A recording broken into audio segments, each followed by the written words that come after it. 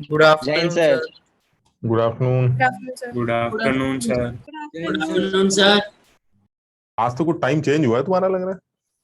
Sir बहुत change हो गया सर एक्स्ट्रा क्लास। आज एक्स्ट्रा क्लास है। सर। अभी Yes, सुबह sir. 9 बजे से फिजिक्स की थी, अब केमिस्ट्री की है और शाम को रेगुलर क्लास है। अच्छा, हाँ भाई, हम लोग कहाँ पर थे? चालू करना है ऑस्मोटिक प्रेशर। हाँ, यही शुरू करते हैं फटाफट, आज इसको निपटाया आज इसे सर। खत्म कर लेते हैं। हाँ यार, ये सर, शुरू कल होने को- से पहले ही पूछना शुरू कर देते हो। हाँ, नहीं सर, बस ये पूछ रहा हूँ, कल के टेस्ट में पूरा लिक्विड सॉल्यूशन आ रहा है जितना होएगा आज पूरा उतना? पूरा एकदम फुल। अब इसका जो छोटे छोटे पोर्शन है वो निपटा देते हैं। एक तो ऑस्मोटिक प्रेशर एक छोटा सा पोर्शन है, तो उसको फटाफट खत्म करते हैं। उसके बाद जो है हम वैन टॉप फैक्टर ले आते हैं, जिसपे सवाल बनते ही बनते हैं, तो वो वाला फैक्टर इंक्लूड कर लेते हैं। और फिर उसके बाद वो आइडियल नॉन आइडियल सॉल्यूशंस के बारे में थोड़ी सी बात कर लेते हैं। हेनरीज लॉ एक छोटा सा लॉ है, अभी मैं इसमें स्लाइड में तो तुम्हें दे दूंगा, एक बार तुम एनसीईआरटी से पढ़ना, नहीं तो जो आगे की क्लास होगी उसमें डिस्कस कर लेंगे। तो कोशिश करके आज इसका पूरा मेन पोर्शन खत्म कर लेते हैं, है ना। लेकिन फिर वो तभी हो पाएगा जब तुम चूचू चूचू नहीं करोगे। तो जो हर बात पे जो सवाल पूछना शुरू कर देते हो ना, तो अभी वो रुक जाओ आप थोड़ा, ठीक है। अब जैसे ये ऑस्मोटिक प्रेशर है, ये चौथी कॉलिगेटिव प्रॉपर्टी। पहली कॉलिगेटिव प्रॉपर्टी पढ़ी थी relative lowering of vapour pressure. दूसरी कॉलिगेटिव प्रॉपर्टी पढ़ी थी एलिवेशन इन बॉइलिंग पॉइंट। तीसरी हो गई फ्रीजिंग पॉइंट डिप्रेशन वाली, और ये चौथी ऑस्मोटिक प्रेशर। ये भी कॉलिगेटिव प्रॉपर्टी। कॉलिगेटिव प्रॉपर्टी मतलब क्या हुआ, ये भी इस चीज के ऊपर डिपेंड करेगी, जो सल्यूट के नंबर्स कम ज्यादा करने से ये प्रॉपर्टी भी चेंज करेगी। तो सबसे पहले ये ऑस्मोटिक प्रेशर छोड़िए, सबसे पहले ऑस्मोसिस क्या, पहले ये बताइए ऑस्मोसिस किसे कहेंगे। ये भाई पुरानी कहानी है, इसमें कोई केमिस्ट्री नहीं है कि सर आज 12वीं में ऑस्मोसिस पढ़ रहे हैं तो कुछ अलग होता होगा। वही बचपन से सुनते चले आ रहे हैं कि किशमिश को पानी में डालेंगे तो फूल जाएगी, उसे ऑस्मोसिस कहते हैं, वही पुरानी कहानी। तो ऑस्मोसिस क्या है? ऑस्मोसिस को दो तरह से डिफाइन किया जाता है। दो तरह मतलब उसको दो तरह से बोला जाता है, और बच्चों को जनरली कंफ्यूजन भी होता है इसके अंदर। पहला तरीका यह है कि सॉल्वेंट का फ्लो लो कॉन्सेंट्रेशन से हाई कॉन्सेंट्रेशन की तरफ होता है, एक डेफिनेशन ये मिलती। और कुछ जगहों पे लिखा जाता है सॉल्वेंट का फ्लो हाई कॉन्सेंट्रेशन से लो कॉन्सेंट्रेशन की तरफ होता है। अब इसमें बच्चों को बड़ा कंफ्यूजन होता है कि सॉल्वेंट जो होगा वो लो से हाई की तरफ फ्लो करेगा या हाई से लो की तरफ फ्लो करेगा। इसमें कोई कंफ्यूजन नहीं। अगर उस स्टेटमेंट को दोनों जगहों पर जहां ये स्टेटमेंट लिखा है, अगर इन दोनों जगहों पर उनको सही से पढ़ा जाए तो स्टेटमेंट ये लिखा जाता है कि flow of solvent is from low concentrated solution to high concentrated solution. यानी सॉल्वेंट का फ्लो लो कॉन्सेंट्रेटेड सोल्यूशन से हाई कॉन्सेंट्रेटेड सोल्यूशन की तरफ होगा। यानी कॉन्सेंट्रेशन किसकी डिफाइन की गई है? सोल्यूशन की। जो दूसरी लाइन तुमने पढ़ी होगी कहीं कि हाई से लो की तरफ जाता है, वो हाई से लो की तरफ जाता है विद रिस्पेक्ट टू सॉल्वेंट। यानी flow of solvent will be from high concentrated solvent side to low concentrated solvent side. बताओ बात समझे कि नहीं? सॉल्वेंट साइड जितनी ज्यादा कॉन्सेंट्रेटेड होगी, सॉल्वेंट के रेस्पेक्ट में जितनी ज्यादा कॉन्सेंट्रेटेड होगी, यानी वो सोल्यूशन उतना ही डाइल्यूट होगा। यानी सोल्यूशन के रेस्पेक्ट में कॉन्सेंट्रेशन अगर कम है तो सॉल्वेंट के रेस्पेक्ट में कॉन्सेंट्रेशन ज्यादा मानी जाएगी। बताओ समझे? यस। यानी आप ये कह सकते हैं कि हाई से लो या लो से हाई। अब आप ये बताइए हाई से लो या लो से हाई किसके रेस्पेक्ट में बात कर रहे हैं? तो ये जो ऑस्मोसिस है, इस ऑस्मोसिस में बिल्कुल साफ बोला गया है कि आप अगर सोल्यूशन के रेस्पेक्ट में बात करना चाहते हैं, मान लीजिए आप सोल्यूशन के रेस्पेक्ट में बात कर रहे हैं, तो विद रेस्पेक्ट टू सोल्यूशन। अब ये चीज एकदम क्लियर है कि सोल्यूशन के रेस्पेक्ट में जो सॉल्वेंट का रिजल्टेंट फ्लो होगा वो हमेशा लो कॉन्सेंट्रेटेड सोल्यूशन साइड से हाई कॉन्सेंट्रेटेड सोल्यूशन साइड की तरफ होगा। यानी पानी निकल कर जाएगा किशमिश के अंदर, वेयर किशमिश जिसको रेजिन्स कहते हैं, किशमिश जो है उसके अंदर का जो सोल्यूशन है वो कॉन्सेंट्रेटेड। यानी पानी का फ्लो जो है रिजल्टेंट फ्लो वो बाहर से अंदर की तरफ हो रहा है, यानी हाई कॉन्सेंट्रेटेड सोल्यूशन साइड की तरफ पानी फ्लो कर रहा है। यानी with respect to solution the flow of solvent is from low concentration to high concentration. यहां तक ठीक है? ये समझ में आया? सर एक बार दोबारा बता दीजिए। देखो दो चीजें आती हैं, दोनों, क्योंकि मैं कंफ्यूज हो चुका हूं इसलिए मैं तुम्हें बता रहा हूं कि इसमें कोई कंफ्यूजन होना नहीं चाहिए। कुछ जगहों पर लिखा मिलता है लो से हाई, सॉल्वेंट जो है लो से हाई जा रहा है, और कुछ जगहों पे मिलता है हाई से लो जा रहा है। तो बच्चा ये कंफ्यूज हो जाता है कि ये लो से हाई जा रहा है या हाई से लो जा रहा है, रिजल्टेंट फ्लो किस तरफ है। तो इसमें कोई कंफ्यूजन नहीं होना चाहिए। लो से हाई किसके रेस्पेक्ट में बोला जा रहा है और हाई से लो किसके रेस्पेक्ट में बोला जा रहा है, बस ये फर्क। लो से अगर हाई आप बोल रहे हैं तो this is flow of solvent from low to high, with respect to solution, from low concentrated solution to high concentrated solution. यानी जो solvent का flow होगा वो low concentrated solution साइड से high concentrated solution के साइड में होगा, resultant flow। लेकिन अगर यही चीज आप with respect to solvent बोल रहे हैं, विद रेस्पेक्ट टू सॉल्वेंट, उस केस में आप ये कह सकते हैं कि अब जो सॉल्वेंट का फ्लो होगा वो हाई कॉन्सेंट्रेटेड साइड से लो कॉन्सेंट्रेटेड साइड में होगा, high concentrated to low concentrated. दोनों में अंतर समझ में आ रहा है कि नहीं, ये बताओ। दोनों का डिफरेंस समझ में आ रहा है? इसलिए आप दोनों डेफिनेशंस को अपने दिमाग में रखिए, कहीं ऐसा ना हो कि हम कोई जल्दबाजी में आंसर गलत टिक करते हैं। मान लो उसने लिख दिया कि हाई से लो जा रहा है कुछ, और तुमने पढ़ा ही नहीं कि वो हाई से लो किसके रेस्पेक्ट में बोल रहा है। हाई से लो सॉल्वेंट साइड का फ्लो ये तभी होगा जब आप हाई से लो कॉन्सेंट्रेशन की बात कर रहे हैं विद रेस्पेक्ट टू सॉल्वेंट, और जब आप सोल्यूशन के रेस्पेक्ट में बात करते हैं तो लो कॉन्सेंट्रेटेड सोल्यूशन साइड से हाई कॉन्सेंट्रेटेड सोल्यूशन साइड में सॉल्वेंट का रिजल्टेंट फ्लो देखने को मिलता। दोनों बातें सिमिलर हैं, सिर्फ फर्क इतना है with respect to solution low concentrated solution to high concentrated solution resultant flow of solvent, and in case of with respect to solvent high concentrated solvent side से लो कॉन्सेंट्रेटेड सॉल्वेंट साइड में resultant flow of solvent. यहां तक ठीक है?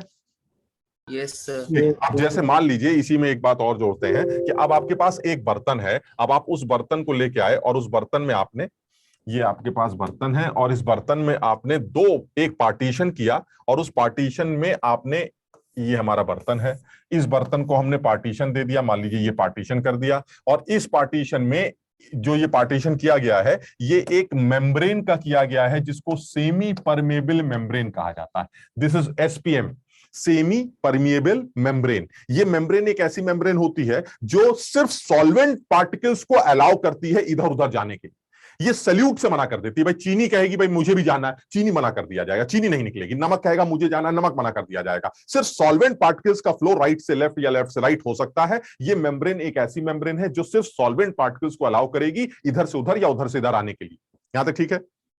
अब आपने क्या किया, इसकी एक तरफ, इस मान लीजिए किसी भी एक तरफ की बात करते हैं, इसकी एक तरफ आपने भर दिया प्योर सॉल्वेंट, ये मान लीजिए हमारा प्योर सॉल्वेंट, और दूसरी तरफ मैंने भर दिया उसी हाइट का उतनी ही लेवल सॉल्यूशन का, यानी इसी सॉल्वेंट का एक सॉल्यूशन ले लिया और एक प्योर सॉल्वेंट ले लिया। मान लीजिए this is my pure solvent, और इस तरफ मैंने ले लिया सॉल्यूशन, इसी सॉल्वेंट का सॉल्यूशन, मान लीजिए चीनी का सॉल्यूशन ले लिया। ठीक, अब तुम सोच के बताओ सॉल्वेंट पार्टिकल्स राइट से लेफ्ट मूव कर रहे हैं या लेफ्ट से राइट?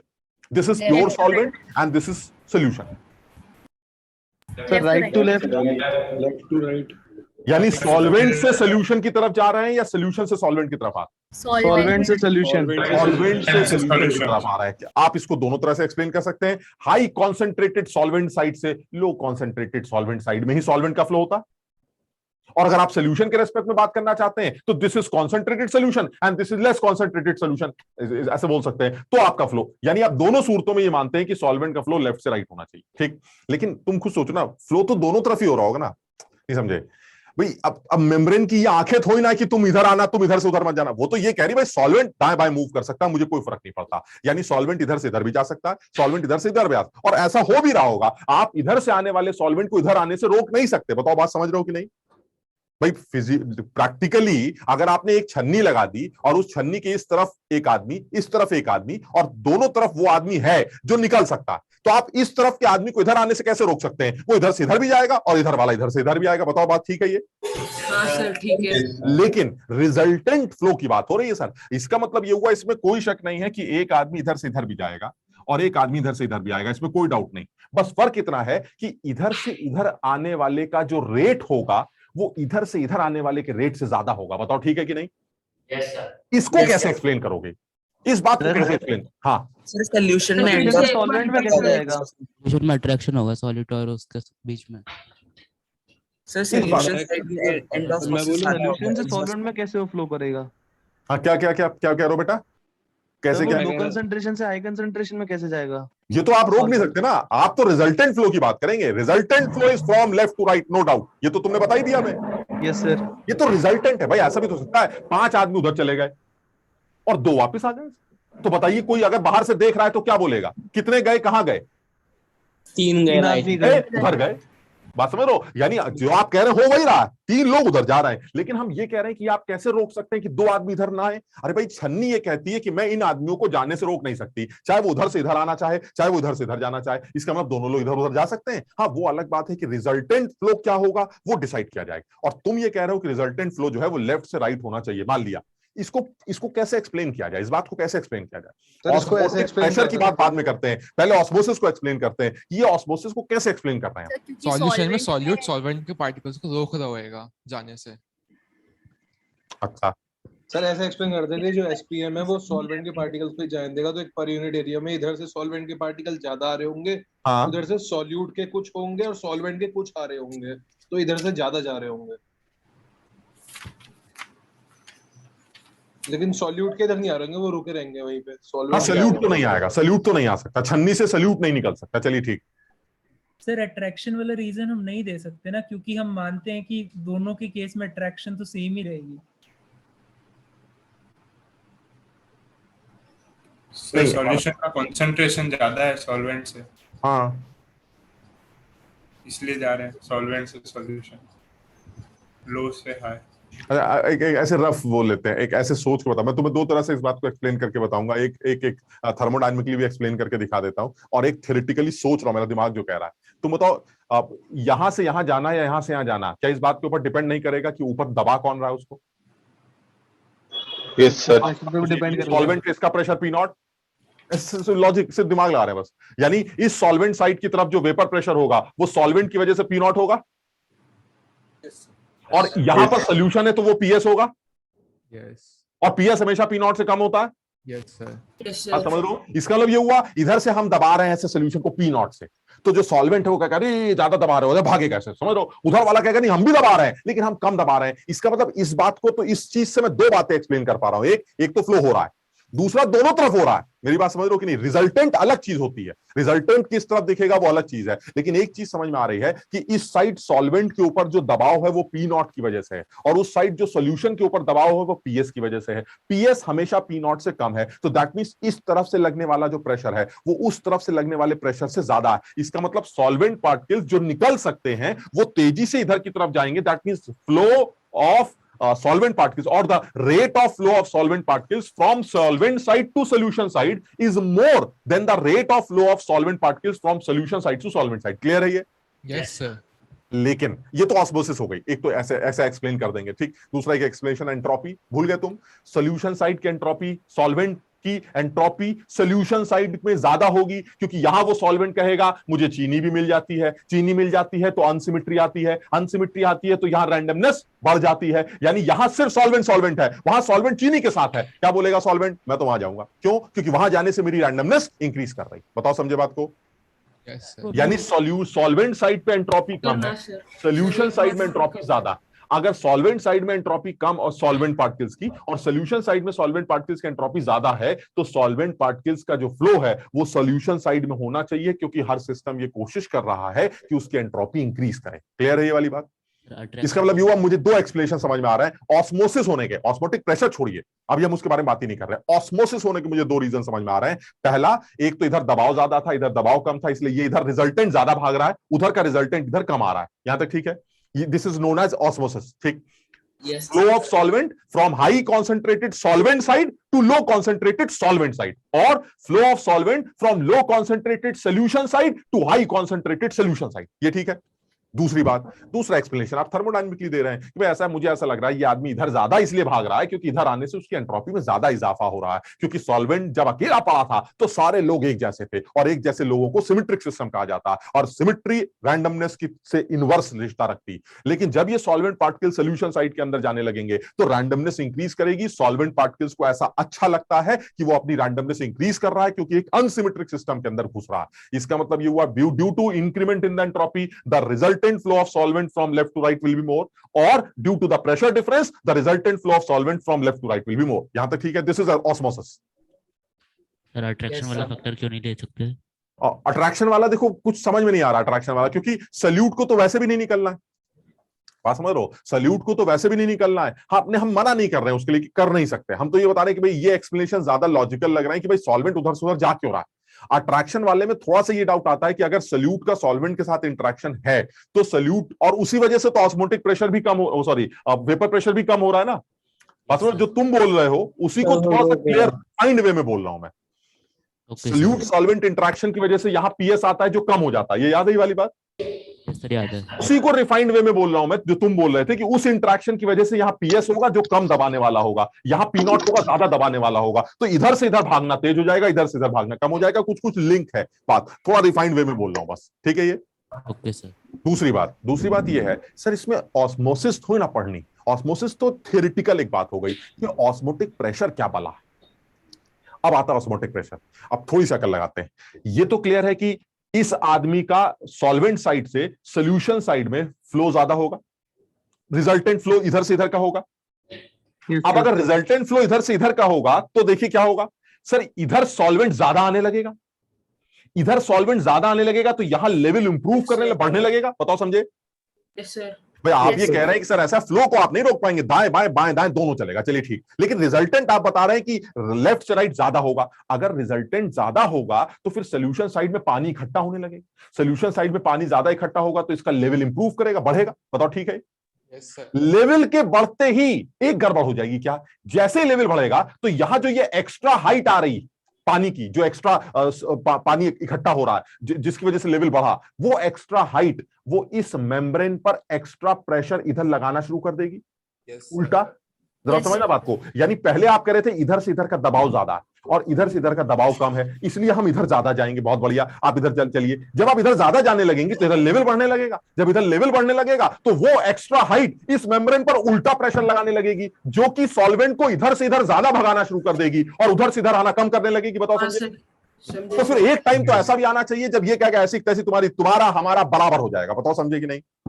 प्रेशर इक्वल हो जाएगा। यानी आप ये कह रहे हैं कि भाई इधर से दबाव कम पड़ रहा था, इधर ज्यादा पड़ रहा था, तो हम ज्यादा जाएंगे। बहुत बढ़िया, लेकिन जब आप ज्यादा जाएंगे तो यहाँ लेवल बढ़ेगा, लेवल बढ़ेगा तो एक एक्स्ट्रा हाइट आएगी, ये एक्स्ट्रा हाइट इधर दबाना शुरू कर देगी, और जब ये इधर दबाना शुरू कर देगी तो इधर से वाले इधर ज्यादा जाने लगेंगे और उधर से इधर आने वाले कम होने लगेंगे। एक टाइम ऐसा आएगा जब सॉल्वेंट पार्टिकल्स का फ्लो राइट से लेफ्ट और लेफ्ट से राइट बराबर हो जाएगा, और जिस टाइम पर सॉल्वेंट पार्टिकल्स का फ्लो राइट से लेफ्ट और लेफ्ट से राइट बराबर होगा, उस टाइम पर ये जो एक्स्ट्रा हाइट आई है पानी के जो भी सोल्यूशन था हमारा, इस सोल्यूशन के ऊपर ये जो एक्स्ट्रा हाइट इकट्ठी हुई है, इस हाइट की वजह से जो भी प्रेशर आ रहा है जो ऑस्मोसिस को रोक चुका है, that extra pressure is known as osmotic pressure. यानी अगर मुझे इस सोल्यूशन की डेंसिटी पता हो तो दिस एच रो जी, ये फिजिक्स में थोड़ा बहुत पढ़ा है तुमने, फ्लूइड वगैरह, एच रो जी वो एक्स्ट्रा प्रेशर है जिसको आप ऑस्मोटिक प्रेशर बोलना चाहिए। एक डेफिनेशन सर क्या हम ऑस्मोटिक प्रेशर को difference in PS minus P not कह सकते हैं? हाँ बिल्कुल कह सकते हैं, वो बिल्कुल ये ऐसा भी डिफाइन किया जा सकता है, लेकिन फर्क सिर्फ इतना है वो पीएस लगातार वेरी करता चला जा रहा है। आपको पता नहीं चलने वाला कि वो पीएस हम निकालें कैसे, क्योंकि कितना पानी ऊपर गया कितना पानी अंदर गया ये नहीं बता पा रहे हैं आप। मतलब आप सिर्फ इतना कर रहे हैं कि हम सिर्फ इतना बता सकते हैं कि भाई हमें ऑस्मोसिस होती हुई दिख रही थी, एक टाइम ऐसा आया जब ऑस्मोसिस होना बंद हो गई। हमने कहा ये कैसे बंद हो गई? कह रहे यार पता नहीं कैसे सोल्यूशन साइड का लेवल बढ़ने लगा और सोल्यूशन साइड का बढ़ा हुआ लेवल एक एक्स्ट्रा प्रेशर लगाकर ऑस्मोसिस को, अच्छा सुनो, अब जिस टाइम पर ये तुम्हें फ्लो बंद, जिस टाइम पर तुम्हें ये ऑस्मोसिस होती हुई रुकी हुई दिखेगी, उस टाइम पर क्या सॉल्वेंट का फ्लो नहीं हो रहा है दाएं बाएं? हो रहा है, बराबर हो रहा है, दोनों तरफ से एक जैसा होगा, दोनों तरफ से एक जैसा हो रहा है। यानी कि ये एक्स्ट्रा हाइट आते आते आते इधर का दबाव बढ़ाती जाएगी और ये एक टाइम ऐसा आएगा जब वो कहेगा भाई देखिए अब बराबर हो गया मामला, अब आपको ऑस्मोसिस होती हुई नजर नहीं आएगी। यानी ऑस्मोसिस होते होते होते सोल्यूशन साइड पर एक एक्स्ट्रा हाइट जो प्रेशर लगाकर ऑस्मोसिस को बंद कर देती है, that pressure is known as osmotic pressure. ये पहली डेफिनेशन, बताओ ये ठीक है? Yes sir. जो आपने एग्जांपल दिया, मतलब इसमें ऑस्मोसिस नहीं होगा क्योंकि सॉल्वेंट और सॉल्यूशन दोनों ही इक्वल हाइट के हैं। आप क्या कह रहे हो? सॉल्वेंट और सॉल्यूशन दोनों ही इक्वल हाइट के हैं, आपने कहा था ना कि दोनों एक बराबर लेवल पर हैं। हाँ मतलब अभी तो एक ही लेवल पे, तो शुरू की बात कर रहे हैं, अभी तो एक ही लेवल पे, फिर जब एक ही बिल्कुल ही ऑस्मोसिस नहीं होगा कि कोई किसी को दबाएगा भी तो अपना वापस इसी लेवल पे आ जाएगा। अरे नहीं, जब ये एक लेवल पर है तो उस टाइम पर यहाँ दबाव पड़ रहा है पी नॉट की वजह से। सॉल्वेंट का वेपर प्रेशर कितना होता है? पी नॉट, और वहां कितना था? पीएस। Yes sir. तो पी नॉट ज्यादा होता है। Yes sir. तो इसका इधर स्लोप ज्यादा होगा ही होगा। एक रीजन ये दिया था और एक एंट्रोपी का दिया था। अच्छा यस। तो ऑस्मोसिस एंट्रोपी वाला रीजन एक बार रिपीट कर दो सर। एंट्रोपी ये कहती है कि मैं थर्मोडायनेमिक्स ये कहती है कि हर सिस्टम ये कोशिश करता है कि अगर उसको ऐसा एहसास हो कि उसकी एंट्रोपी बढ़ रही है तो उस प्रोसेस को वो स्पॉन्टेनियस मानता है। ऐसा मतलब सिर्फ एंट्रोपी क्राइटेरिया नहीं है स्पॉन्टेनिटी का, लेकिन ऐसा है कि हर सिस्टम ये कोशिश कर रहा है कि उसकी एंट्रोपी बढ़े। जैसे अगर आप पानी को जमीन में डाल देंगे तो पानी जो उड़ जाता है, हमारे कहने से थोड़ी ना उड़ता है, पानी मैं उड़ाता हूं पूरी रात बैठ बैठ के फूंक मार मार के ना, आप रात में पानी बिखोर के जाइए, सुबह आ जाइए पानी गायब। बात मानते हो कि नहीं? हाँ सर। तो ये जो पानी उड़ रहा है ये अपने आप उड़ रहा है कि मैंने उड़ाया? सर अपने आप उड़ रहा है। तो क्यों उड़ रहा है? क्योंकि पानी को ऐसा लगता है कि जब पानी थे तो बंधे थे, जब उड़ जाएंगे तो भाप बन जाएंगे, भाप बन जाएंगे तो खुल जाएंगे तो एंट्रोपी बढ़ जाएगी। यानी प्रोसेस स्पॉन्टेनियस इसलिए था पानी का उड़ना, क्योंकि इस प्रोसेस में सिस्टम की एंट्रोपी बढ़ रही। यानी सिस्टम की कोशिश काफी हद तक यह है कि उस प्रोसेस को अपने आप अंजाम दे दिया जाए, उस खेल को अपने आप खेल लिया जाए जिसमें हमारी एंट्रोपी बढ़ रही। बताओ समझे? हाँ सर। अब ये चीज सॉल्वेंट यहाँ क्या कह रहा है? कह रहा है भाई ऐसा है, आगे जाऊं या ना जाऊं, ज्यादा जाऊं या कम जाऊं, वो आएगा मैं आऊंगा, मैं जाऊंगा वो जाएगा, कौन जीतेगा? ऐसे में सॉल्वेंट को ये लग रहा है आगे जाने में फायदा है, क्योंकि आगे बनते हैं सोल्यूशन, और सोल्यूशन होता है अनसिमेट्रिक, क्योंकि चीनी और पानी दोनों होते हैं। तो सॉल्वेंट को ऐसा लगता है आगे जाने में ज्यादा फायदा है क्योंकि एंट्रोपी बढ़ रही। बताओ समझे?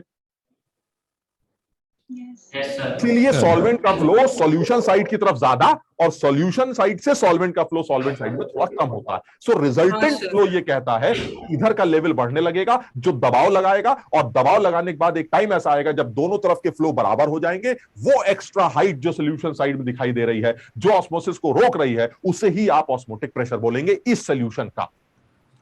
लेकिन सर अरे बहुत सवाल आज नहीं खत्म कर पाएंगे। हाँ बोलो सर। अपन ने ऑस्मोसिस किस चीज को डिफाइन किया है? कंसंट्रेशन डिफरेंस की वजह से ऑस्मोसिस को कंसीडर कर रहा है।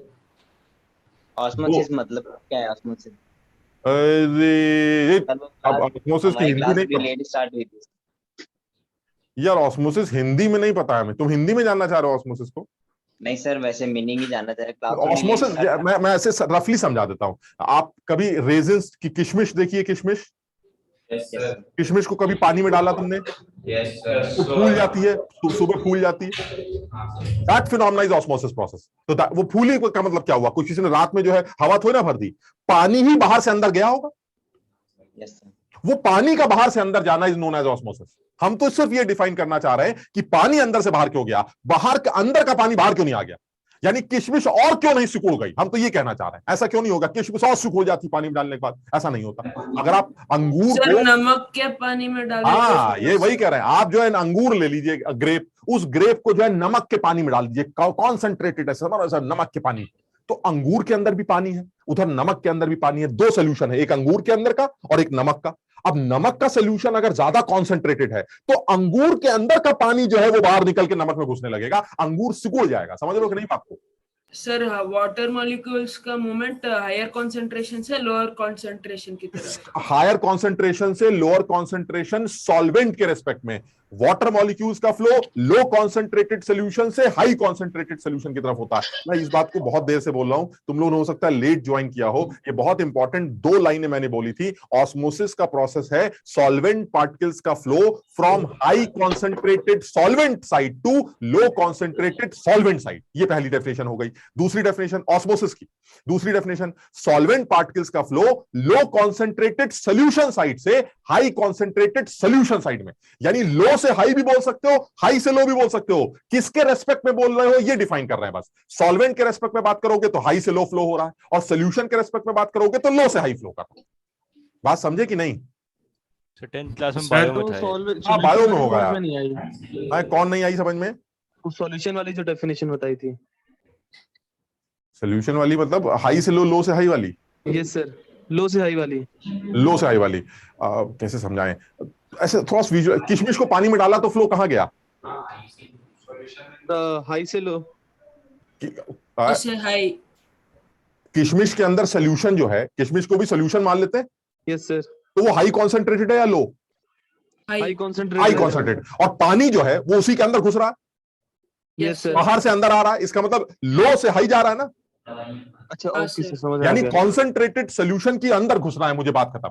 यानी सॉल्वेंट का फ्लो लो कॉन्सेंट्रेटेड सोल्यूशन से हाई कॉन्सेंट्रेटेड सोल्यूशन के अंदर होगा, या तो ये बोल दो, या हाई कॉन्सेंट्रेटेड सॉल्वेंट साइड से लो कॉन्सेंट्रेटेड सॉल्वेंट साइड की तरफ होगा, ये बोल दो। समझ आ गया सर। ठीक है ना? अच्छा अब ये आगे बढ़ने दो भाई। अब वो ये कह रहा भाई ऐसा, ये मेरे पास सिस्टम था, इस सिस्टम में ये आपकी एक्स्ट्रा हाइट आ जाएगी, इस सोल्यूशन की डेंसिटी वगैरह दे के वो ग्रेविटी लगा के मैं ऑस्मोटिक प्रेशर निकाल दूं। एक तरीका ये हो गया।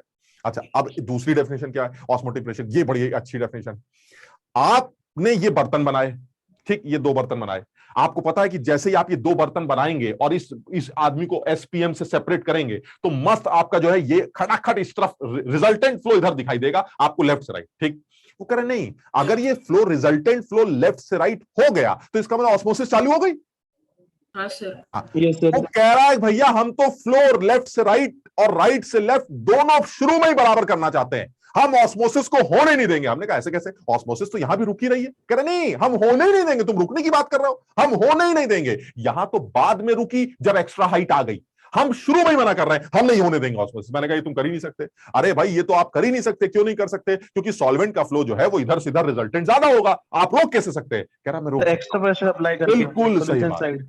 मैं सोल्यूशन साइड में पहले ही इतना प्रेशर जो था, जो भी आप बाद में आया था, हम इतना ही प्रेशर पहले से लगा के बैठ जाएं। ये भी एक डेफिनेशन है ऑस्मोसिस की। यानी कहने का मतलब सेम सिस्टम अगर मैं दोबारा ले लूं और इस दोबारा सिस्टम के अंदर फिर वही वाली कहानी कर दूं कि ये मेरा आपका एसपीएम आ जाएगा, ये आपने एसपीएम ले लिया और इधर आपने फिर वो लो कॉन्सेंट्रेटेड हाई कॉन्सेंट्रेटेड जो भी आपने लिया, सेम कहानी। ये आपका सोल्यूशन सॉल्वेंट हो गया, ये आपका सोल्यूशन हो गया। This is solvent and this is solution.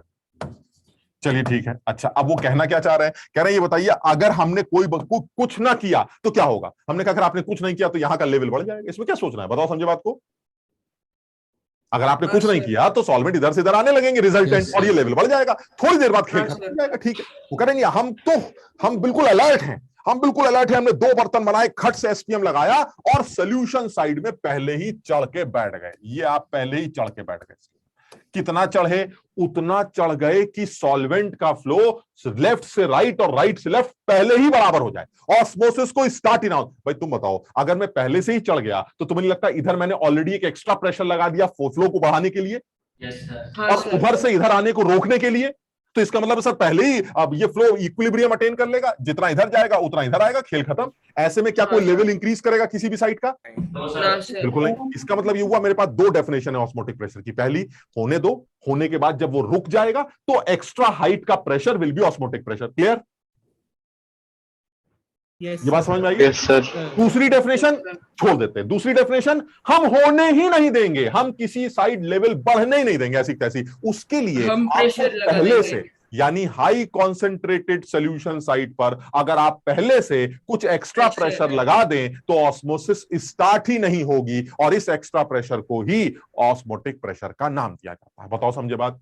हाँ ये सर, जरूर ध्यान रखना कि ये एक्स्ट्रा प्रेशर आपको हमेशा किस तरफ लगाना पड़ता है? High concentrated solution. कहीं आपने बवाल बचा दिया उल्टी तरफ, लो कॉन्सेंट्रेशन साइड में, वो तो पहले ही उधर भाग रहा था, अब वो और तेजी से भागने लगे। बताओ, समझे बात?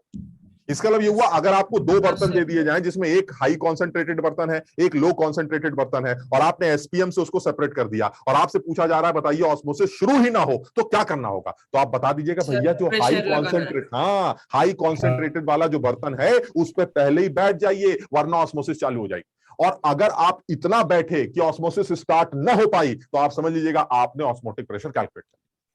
ठीक है सर। यहां तक समझ में आई बात? इनके लिए बर्तन बंद रखना पड़ेगा ना? हाँ बिल्कुल।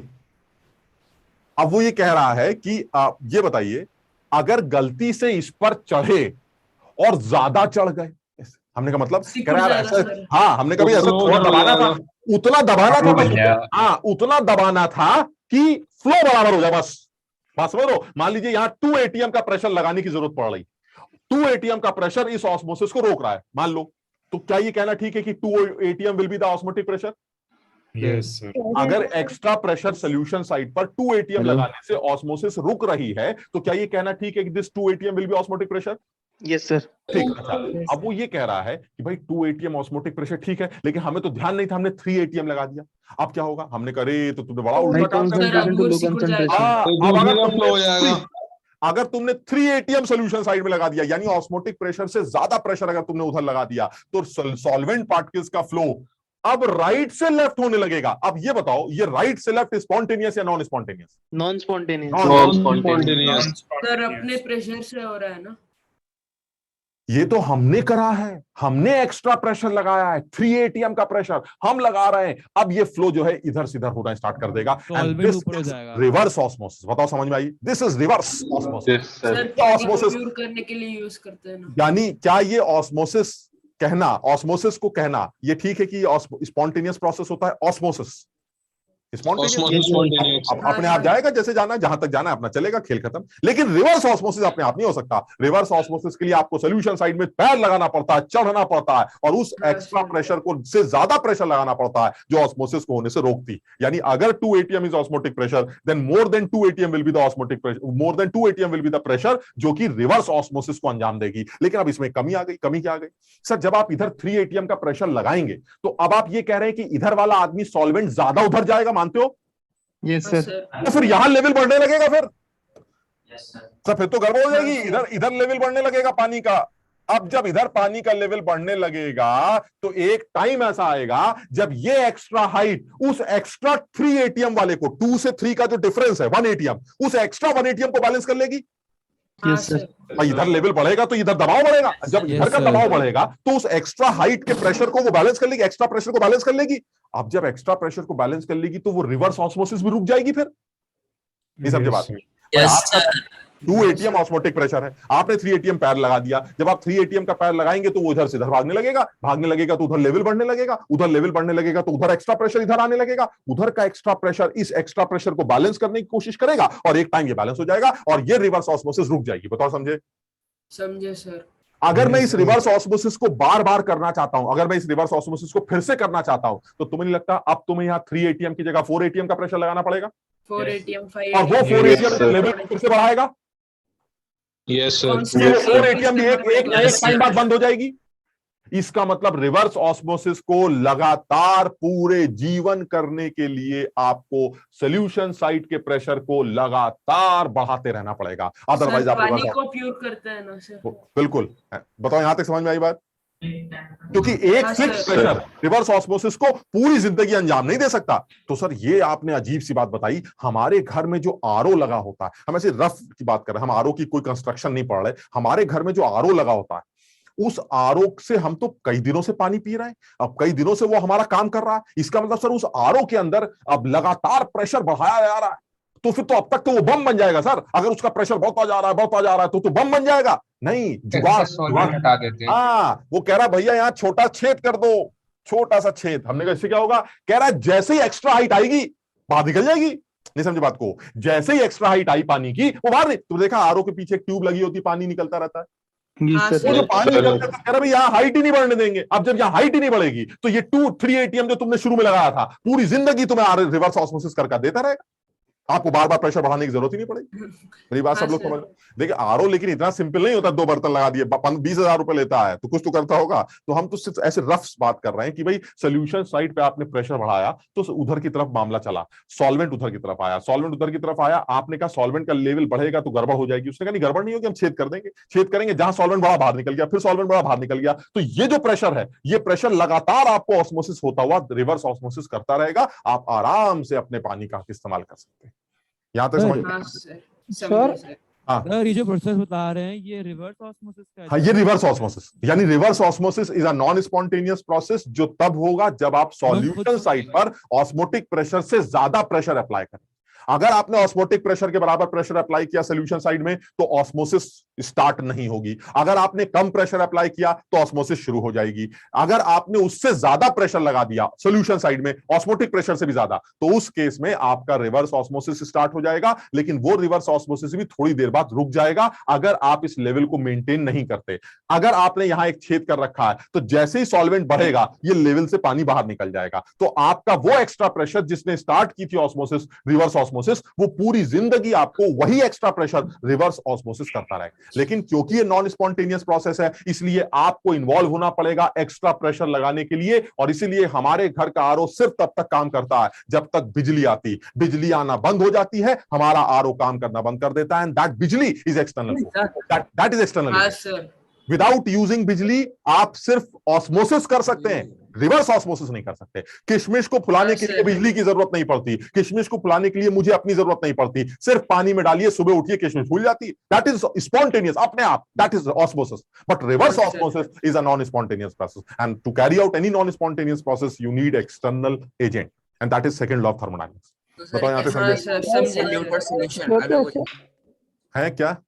सर ऐसा टाइम आएगा कि पानी नहीं होता। क्या गंदा, क्या ये जो पानी निकल रहा है? हाँ, यानी कि सर जो आरओ से पानी निकलता है वो गंदा पानी नहीं होता। हाँ मतलब साफ तुम कह रहे हो पानी होता है। नहीं, ये प्योर होता है लेकिन पीने लायक नहीं होता। नो, समझो बात को, ये तो प्योर सॉल्वेंट है। लेकिन सॉल्वेंट थोड़ा प्योर वाटर थोड़ा पिया जाता है कभी, वो तो नुकसान करता है। मिनरल वाटर हाँ, मिनरल वाटर पिया जाता है। Mineral water, distil water P के तो आदमी मस्त हो जाएगा। जो बैटरी में डाला जाता है, डिस्टिल वाटर जो बैटरी में भरने के लिए डालते हैं, वो थोड़ा पियो, तो मना किया जाता है कि बिल्कुल मत पीजिए, मस्त हो जाएंगे आप। अब आरओ का जो 25-30 हजार रुपए का खर्चा है, वो करता क्या है कि यहां से वो पानी निकाला सॉल्वेंट, उसी के अंदर उसने जो मिनरल विनरल और कोक और चारकोल और पता नहीं उसको क्या क्या करना शुरू, तो 25,000 रुपए लेता है भाई। 2 बर्तन लगा के थोड़ा बढ़ा देता है। तो वो अंदर क्या चल रहा है वो हम उस डिटेल में नहीं जा रहे हैं। हम सिर्फ बताना चाह रहे हैं ये पानी जो बाहर निकल रहा है ये पीने योग्य नहीं है, बस बात खत्म। इसलिए ये हम बाहर बहाते रहते हैं और अंदर जो पानी है उसके अंदर कुछ कुछ ड्रामेबाजी करके उसको प्योरीफाई करके अपना मस्त जो है टंकी भरते रहते हैं उसका। सर मतलब ये पानी डिस्टिल्ड वाटर जैसा है? बिल्कुल, ये पानी जो है बिल्कुल प्योर जैसा है एकदम, जो बिल्कुल किसी भी काम का नहीं ऐसे। बैटरी में डालने का काम है। सर इनमें से किसी एक की एक्सप्लेनेशन थर्मोडायनेमिकली भी देना। किस चीज का? प्रेशर से तो समझ में आ गया ये सारा कॉन्सेप्ट। हाँ, किसी एक की थर्मोडायनेमिकली भी दे दो ताकि हिंट पता चल जाए उससे कैसे एक्सप्लेन करेंगे। नहीं, किस चीज की एक्सप्लेनेशन? सर ये प्रेशर एक्स्ट्रा कर रहे हो तो एंट्रोपी पे कैसे इफेक्ट आ रहा है और नहीं, आप देखो एंट्रोपी पे तो जो भी आ रहा है वो रिवर्स ही इफेक्ट आ रहा है। मतलब आप समझिए जरा, आप इसे सोल्यूशन बोल रहे थे। Yes sir. यहाँ सॉल्वेंट की एंट्रोपी ज्यादा थी और ये सॉल्वेंट है तो यहाँ सॉल्वेंट की एंट्रोपी कम, तो फिर यहां से यहाँ सॉल्वेंट जाने का तो कोई लॉजिक ही नहीं बनता क्योंकि एंट्रोपी घट रही है। तो इसका मतलब यहां से यहां सॉल्वेंट अगर फिर भी जा रहा है तो इसका मतलब ये नॉन स्पॉन्टेनियस प्रोसेस है। इसलिए अब एंट्रोपी का तो कोई रोल ही नहीं है क्योंकि यहां से यहां जाना इज एंट्रोपी का घटना। अब अगर एंट्रोपी घट रही है तो दैट मींस सेकंड लॉ ये कहता है ये प्रोसेस अपने आप नहीं हो सकता। अब नहीं हो सकता तो क्या करें? प्रोसेस भी नॉन स्पॉन्टेनियस है। कौन सा प्रोसेस? ये वाला जो फर्स्ट डब्बे में आपने बनाया, ये वाला तो सर नॉन स्पॉन्टेनियस। ये तो नॉन स्पॉन्टेनियस। ये अगर अभी मैं समझ नहीं रहा हूं, मतलब ऑस्मोसिस हो चुकी है या प्रेशर लग, कितना प्रेशर लगा रखा है? हाँ, वो मतलब दोनों बराबर होगी, बराबर हो, तो वो प्रोसेस भी अब इक्विलिब्रियम अटेन कर चुका। अब सॉल्वेंट ये इक्विलिब्रियम अटेन कर चुका, यानी अब वो सिस्टम ये कह रहा है भाई जितना इधर जाना है उतना इधर आ जाएंगे क्योंकि एक ऐसा प्रेशर लग रहा है जो रिवर्स, और this time again external agent का इन्वॉल्वमेंट है, इसलिए स्पॉन्टेनिटी की बात यहां नहीं कर सकते आप। स्पॉन्टेनिटी का मतलब है जो अपने आप हो सकता है, अपने आप होना इज ऑस्मोसिस, बस। उसके अलावा जो भी कुछ हो रहा है that is non spontaneous process जिसमें एक्सटर्नल एजेंट आएगा ही आए। ठीक है। अच्छा, अब गणित लगा लेते हैं। अरे आगे बढ़ने दो, अभी वैंट ऑफ फैक्टर में थोड़ा सा टाइम लग जाएगा, जल्दी से, है ना। अब वो ये कह रहा है कि भाई ये बताइए, ये सब तो ड्रामेबाजी हो गई, आप जरा गणित लगा दीजिए, कुछ एक सवाल वाल बताइए इसमें क्या पूछेगा, तो यही पूछेगा ऑस्मोटिक प्रेशर निकालो, और क्या, इसका कुछ होगा ही नहीं। तो इसमें सिर्फ एक फॉर्मूला है जो हमें याद करना है कि अगर ऑस्मोटिक प्रेशर आपको किसी भी सोल्यूशन का कैलकुलेट करना है तो वो ऑस्मोटिक प्रेशर ऐसे पाई से डिफाइन करते हैं। ऑस्मोटिक प्रेशर को पी लिख दो या पाई लिख दो, जैसा दिल करे। तो this pi is equal to, अभी के लिए सिर्फ इसको सीआरटी बोल रहा हूं, this osmotic pressure is always equal to CRT, where C is the concentration, molarity जो भी आपको सोल्यूशन की दी जाएगी, R अपना वही पुराना आदमी है, टेम्परेचर वो आपको सवाल में दे देगा। तो आप किसी भी सोल्यूशन का अगर ऑस्मोटिक प्रेशर निकालना चाहते हैं तो C into R into T करके उसके ऑस्मोटिक प्रेशर कैलकुलेट कर सकते हैं, प्रोवाइडेड वो सोल्यूशन उस सोल्यूट का है जो ना टूटा ना जुड़ा। वही वाली बात जो है नॉर्मल वाली बात आती है जो हम शुरू करने जा रहे हैं, बहुत इंपॉर्टेंट है और जिसके ऊपर ज्यादातर सवाल बनते हैं। तो इसलिए इसमें हम सेपरेटर्स का क्या नाम होता है? किसका बेटा? सर सेपरेटर्स का, जो सॉल्वेंट और सॉल्यूशन का सेपरेटर्स है। सर ये तो यार कुछ पता नहीं क्या नाम था, एक मैं नाम बता दूं, बड़ा गंदा सा नाम है, मैंने लिखा हुआ स्लाइड में, देखना उसको। ठीक, यानी ये कोई सेपरेटर्स नहीं, मत समझो ना आप ऐसे समझिए जैसे किशमिश और चारों तरफ पानी लगा हुआ है, बस। हम तो सिर्फ इसको इस तरह से समझना चाह रहे हैं कि ये जो प्रोसेस है, इस प्रोसेस में फ्लो क्यों हो रहा है, किस तरफ हो रहा है, और ऑस्मोसिस से ऑस्मोटिक प्रेशर और रिवर्स ऑस्मोसिस कैसे डिफाइन की जाती है, बस। ठीक है ना, वो बर्कले हरकले ऐसे करके कुछ नाम है अजीब सा। ठीक सर सीआरटी ये अब हाँ, मतलब आप चाहे तो एचरोजी से निकालिए। अगर आपको सवाल में कभी ऐसा कोई सवाल मिले कि एक्स्ट्रा हाइट इतनी है, इस सोल्यूशन की डेंसिटी आपको दे रखी है और ग्रेविटी वगैरह दे रखी है, तो आप एचरोजी करके ऑस्मोटिक प्रेशर निकाल लीजिएगा। अब तो तुम्हें सारी चीजें क्लियर हो गई, जैसा दिल करेगा वैसे कर लेगा। या वो कहेगा ये सब छोड़िए, एक सोल्यूशन की कॉन्सेंट्रेशन 0.1 दे रखी है, टेम्परेचर ये दे रखा है, बताइए ऑस्मोटिक प्रेशर, तो सीआरटी लगा देंगे। Where C is the concentration, R is अपना वही गैस कांस्टेंट वाला formula, and T is temperature in Kelvin. सीधे सीआरटी से मल्टीप्लाई करके आप किसी भी सोल्यूशन का ऑस्मोटिक प्रेशर कैलकुलेट कर सकते हैं। जैसे आर वही कांस्टेंट है, 8.314 जूल्स पे रखा जाए, और अगर एटीएम वगैरह की बातें चल रही तो 0.0821, वही पुरानी कहानी। ठीक, अब जैसे मान लीजिए इसी में एक आध सवाल की बात कर लेते हैं हम। सवाल तुम्हें लिख के बहुत सारे दे देंगे। कैसे आया? ये जैसे सवाल, ये बेटा ऑस्मोटिक प्रेशर का फॉर्मूला है जो तुम्हें ध्यान रखना है। अब जैसे ये, अब इसमें क्या करना है, उसमें हम कोई बर्तन नहीं बना रहे, वो तो इतना टाइम जो 1 घंटे हमने बोला वो सिर्फ एक पिक्चर क्लियर हो कि भाई ऑस्मोसिस का फंडा क्या है, रिवर्स ऑस्मोसिस का फंडा क्या है। अब तो सीधी सीधी बात कर रहे हैं, एक ऑस्मोटिक प्रेशर निकालिए, यूरिया का सोल्यूशन दे रखा है। आप बताओ क्या कॉन्सेंट्रेशन पता है? मोलारिटी, मोलारिटी दिखती है यहां से, मोलारिटी 5% वेट बाय वॉल्यूम से मोलारिटी आ जाएगी।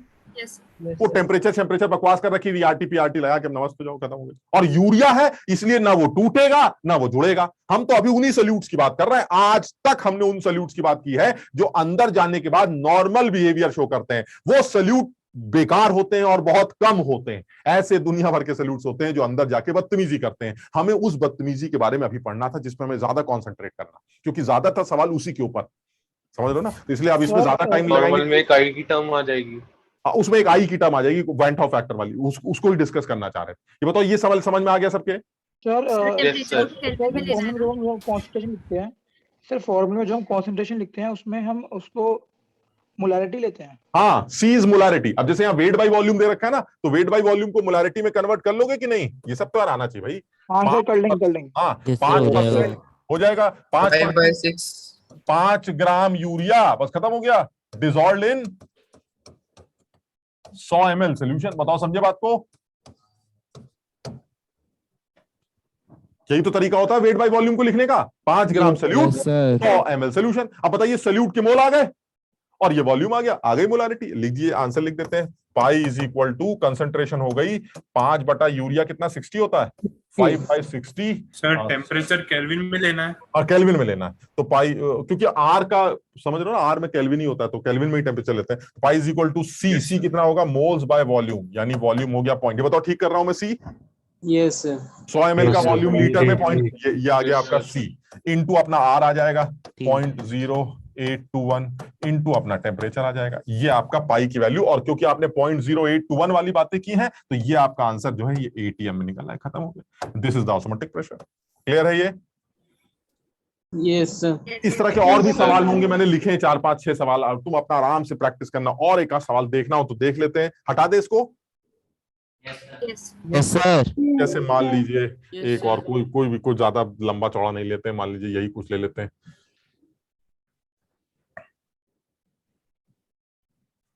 ये देख लेना। अब 2 सोल्यूशन है ग्लूकोज का, 1.01 मोलर है, 1.001 मोलर है, उनको एसपीएम से सेपरेट कर दिया। Which solution the pressure must be applied to prevent osmosis? किस तरफ लगाएं ऑस्मोसिस को रोकने के लिए? हाई कॉन्सेंट्रेटेड सोल्यूशन या लो कॉन्सेंट्रेटेड सोल्यूशन? कैलकुलेट द वो प्रेशर कितना होगा, तो दोनों तरफ के ऑस्मोटिक प्रेशर का डिफरेंस निकाल लिया। कर लोगे? हो जाएगा। तो बिल्कुल इजी है। और अगर टेम्परेचर नहीं दे रखा है तो मान लिया करो, कहीं दे रखा है इसमें टेम्परेचर?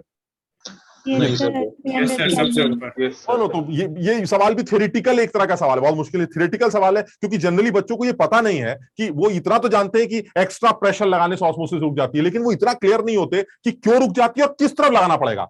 आप लो कॉन्सेंट्रेटेड सोल्यूशन पे अगर चढ़ गए तो मजा आ जाएगा, और चालू, समझ लो ना बात को। तो अगर आप ऑस्मोसिस को रोकना चाहते हैं तो आपको हमेशा हाई कंसंट्रेटेड सोल्यूशन पर चढ़ना पड़ता है, यानी हाई कंसंट्रेटेड सोल्यूशन पर एक्स्ट्रा प्रेशर लगाकर उसको रोकना ऑस्मोसिस को, that is osmotic pressure.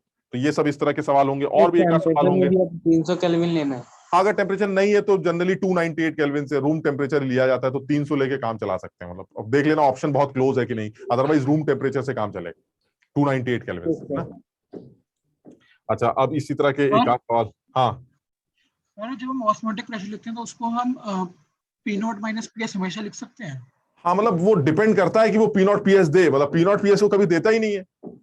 Sir फिर तो वो सवाल, उसको तुम्हें नहीं लगता फिर ये सवाल ऑस्मोटिक प्रेशर का थोड़ी ना हुआ, फिर तो वो P0 PS by relative lowering lowering वाले सवाल हो गए। ऑस्मोटिक प्रेशर का सवाल जब भी आएगा वो कॉन्सेंट्रेशन सोल्यूशन की देगा, आपको CRT ICRT से ही काम चलाना पड़ेगा, समझ रहे हो? तो वो लॉजिकल है, वो तो उसमें ज्यादा दिमाग नहीं लगा सकते, वो करना ही पड़ेगा। और दूसरा ऐसा भी होता है कि जब आपका सॉल्वेंट उधर से इधर आना शुरू कर देता है ना, तो इधर का कॉन्सेंट्रेशन चेंज होने लगता है, तो जो PS की वैल्यू है वो कांस्टेंट नहीं रहती, वो वेरिएबल बन जाती, भाई उधर से पीएस क्या होता है, पी नॉट इंटू काई सल्यूट सॉल्वेंट क्या होता है, फॉर्मूला होता है। तो अगर इधर से इधर भागने लगोगे तो इस साइड का कॉन्सेंट्रेशन लगातार चेंज करेगा, तो वो भी आप पी नॉट माइनस पीएस से जनरली डायरेक्टली कैलकुलेट नहीं कर सकते। इसलिए बेस्ट तरीका क्या निकाला गया है, इस सोल्यूशन की अगर कॉन्सेंट्रेशन पता है तो सीधे सीआरटी करके क्या चलेगा प्रोसेस, उसे छोड़िए, सीधे सीआरटी करके आप इसका ऑस्मोटिक प्रेशर बोल दीजिए, बस बात खत्म। अब जैसे देखिए ये वाला आ गया, बहुत अच्छा सवाल, ये वाला एक बार करने की कोशिश करो, बहुत अच्छा सवाल, छोटा सवाल एकदम, बिल्कुल बढ़िया, एडवांस लेवल पे भी बोल सकते हो, मेंस लेवल पे भी बोल सकते हो। 5% यूरिया सोल्यूशन इज आइसोटोनिक। आप हाँ मैं बता रहा हूं क्योंकि वर्ड आया इसलिए बात कर रहे हैं। आइसोटोनिक का मतलब है ऐसे दो सोल्यूशंस जिनके ऑस्मोटिक प्रेशर सेम, और those solutions having same osmotic pressure, they are known as isotonic।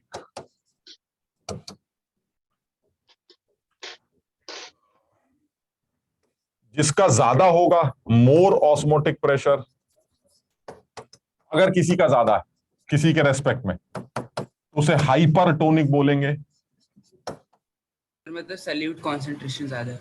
हाँ, और जिसका लो ऑस्मोटिक प्रेशर है उसको हाइपोटोनिक बोलेंगे। तो ये वर्ड्स हैं जो हमें ध्यान रखने चाहिए। कहीं आपसे पूछ ही ले कि भाई ये दो सोल्यूशन से बताइए हाइपर कौन है हाइपो कौन है, तो हाइपरटोनिक वो जिसका ज्यादा ऑस्मोटिक प्रेशर है, हाइपो वो जिसका कम, और अगर दोनों को बराबर है तो दे आर आइसोटोनिक। क्लियर है ये? Yes sir. अब इस सवाल में देखो साफ साफ कह रहा है भाई दोनों के बराबर है, तो इसका मतलब इसका ऑस्मोटिक प्रेशर उसका ऑस्मोटिक प्रेशर बराबर कर दो, सीआरटी इक्वल करना, सीआरटी इक्वल कर दो, टीपीपी सब निपट जाएंगे, वो कॉन्सेंट्रेशन से अपना जुगाड़ चल जाएगा, मॉलिक्यूलर वेट अननोन है उसको हम निकाल लें। कर लोगे सब लोग? ठीक, अच्छा अब आते हैं जरा, अब इसको हटा रहा हूं भाई मैं, अब आता हूं, इसमें और भी सवाल है, तुम अपने आप देखना आराम से एकदम। अब नोट कर रहे हो? कर लो कर लो। सर आइसो हाइपो में और कुछ नहीं पढ़ना? क्या चीज? ये आइसो हाइपो में और कुछ नहीं पढ़ना, डेफिनेशन है इनकी। हाँ न्यूमेरिकल बन गया ना, न्यूमेरिकल में तो समझो दो सोल्यूशन दे देगा, पूछेगा हाइपर कौन सा हाइपो कौन सा, हाइपो कौन सा हाइपर कौन सा, दोनों आइसोटोनिक कौन कौन सा आइसोटोनिक है, तो ये सवाल बन जाएंगे। आपको सिर्फ नाम पता है, इनकी डेफिनेशन पता है, हाइपर का मतलब, हाइपो का मतलब, आइसो का मतलब। अब इसमें दुनिया भर के न्यूमेरिकल बना सकते हैं। अब जैसे यही कह देता कि भाई ये वाला सोल्यूशन हाइपर मॉलिक्यूलर वेट अगर वो दे दे और आपसे पूछे कि बताइए क्या ये दोनों सोल्यूशन आपके आइसोटोनिक है या कौन सा हाइपर है कौन सा हाइपो है, ये न्यूमेरिकल बन जाएगा। तो ये हाइपर हाइपो आइसो के नाम पता होने चाहिए, इनकी डेफिनेशन, और उसके बाद सिर्फ इतना कि हाइपर का मतलब जिसका ऑस्मोटिक प्रेशर ज्यादा है, हाइपो का मतलब जिसका ऑस्मोटिक प्रेशर कम है, और आइसोटोनिक का मतलब जिन दोनों के ऑस्मोटिक प्रेशर सेम। हेलो, हाँ बोलो बेटा। सर जो परसेंटेज गिवन है वो वेट बाय वॉल्यूम है ना? जो ये जो दे रखी है, यस सर परसेंटेज। इनको देखो जब डेंसिटी ना गिवन हो तो तुम माना करो इसे वेट बाय वॉल्यूम ही है, क्योंकि हमें ऑस्मोटिक प्रेशर निकालने के लिए कंसंट्रेशन चाहिए मोलारिटी के टर्म्स में, तो हमें मानना पड़ेगा कि ये वेट बाय वॉल्यूम। अदरवाइज अगर आप इसको वेट बाय वेट मान लेते हैं तो आप वेट मोलारिटी निकाल ही नहीं पाएंगे, तो ऐसे में फिर वो डेंसिटी प्रोवाइड करेगा। तो जब कुछ नहीं दे रखा है और आपको ऑस्मोटिक प्रेशर की बात कर रहा है, तो that means this should be the weight by volume concentration, जो डायरेक्ट आपको क्या दे देती है, molarity. Okay sir. Aqua solution नहीं मान सकते क्या बेटा? एक्वा सोल्यूशन ही है, एक्वा सोल्यूशन ही है, लेकिन एक्वा सोल्यूशन से फर्क क्या पड़ेगा? सोल्यूशन की डेंसिटी पता होनी चाहिए ना, पानी का तो 1 होता है, सोल्यूशन की डेंसिटी थोड़ा 1 होती है हमेशा। मेरी बात समझ लो, अगर ये 20% वेट बाय वेट है aqua solution, weight by weight aqua solution, तो भी आप कंसंट्रेशन नहीं निकाल पाएंगे, मोलारिटी नहीं निकाल पाएंगे, उसके लिए आपको डेंसिटी पता। भाई ये तो पुरानी बातें करवा रहे हो यार।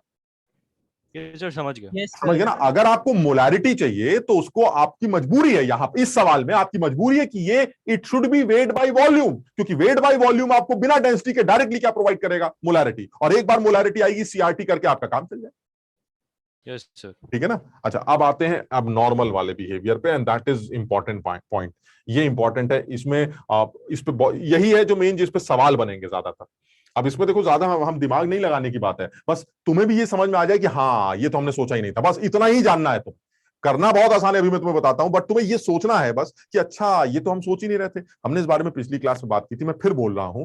अगर मान लीजिए मैं आपसे कहूं कि आपको चारों कॉलिगेटिव प्रॉपर्टीज पढ़ ली आपने, आप क्या कोई भी कॉलिगेटिव प्रॉपर्टी निकाल के दिखा सकते हैं? तो आप कहेंगे सर बिल्कुल निकाल सकते हैं, आप बताइए आपको कौन सी कॉलिगेटिव प्रॉपर्टी चाहिए। तो मैंने आपसे कहा कि भाई मुझे जो है आप एलिवेशन इन बॉइलिंग पॉइंट निकाल के दिखाइए इस सोल्यूशन का। ठीक, तो मैंने कहा कि ठीक है सर, अगर आप इस सोल्यूशन का बॉइलिंग पॉइंट एलिवेशन निकालना चाहते हैं तो इसका मतलब आप डेल्टा टीबी जानना चाहते हैं, और हमें यह बताया गया है कि डेल्टा टीबी जो होता है वो केबी इनटू सोल्यूशन की मोलालिटी से निकाला जाता है। बताओ क्लियर है ये? Yes sir. ठीक, अब आप मुझे ये बताइए सर केबी क्या है? तो कहेगा भाई केबी पानी वानी का जो भी सॉल्वेंट होगा उसका हम दे देते हैं आपको ऐसे। अगर आप नहीं देंगे तो हम फॉर्मूले से निकाल लेंगे। याद है MR TB square delta H वाला फॉर्मूला जो था, उससे वो टीबी कह रहा हम दे देंगे आप या हम नहीं देंगे तो आप निकाल लीजिएगा, यानी केबी इज नो। ठीक, अब आप क्या चाहते हैं डेल्टा टीबी निकालने के लिए? सर मोलालिटी बता दीजिए। अब वो कह रहा भाई देखो मोलालिटी हम तुम्हें बता रहे हैं लेकिन इस तरह से बता रहे हैं, कितना सल्यूट है वो बता देते हैं और कितने पानी में डाला वो बता देते हैं। मैंने कहा हो गया, काम खत्म हो गया। कितना सल्यूट है ये बता दीजिए और कितने पानी में डाला वो बता दीजिए, तो मोलालिटी तो वैसे निकल आएगी। वो कह रहा बस खत्म हो गया। लेकिन कई बार ऐसा होता है कि जब हम ये काम करते हैं और आंसर निकाल के लाते हैं डेल्टा टीबी का, तो वो आंसर एक्चुअल जो थ्योरेटिकल आंसर है, वो जो ऑब्जर्व्ड आंसर है उससे अलग आता है। तो लोग कह रहे हैं यार हम समझ ही नहीं पा रहे हैं, फॉर्मूला गलत तो नहीं है? कह रहा नहीं गलत तो नहीं है, delta TB is equal to KB into M, यही फॉर्मूला होता है। तो कह रहा है यार गलती क्या हो रही है, गुणा भाग भी सही किया है, फॉर्मूला भी सही लगाया है, सब कुछ सही चल रहा है, तो ऑब्जर्व्ड और थ्योरेटिकल वैल्यू में अंतर आ क्यों रहा है? वो अंतर आता है सल्यूट के एबनॉर्मल बिहेवियर की वजह से।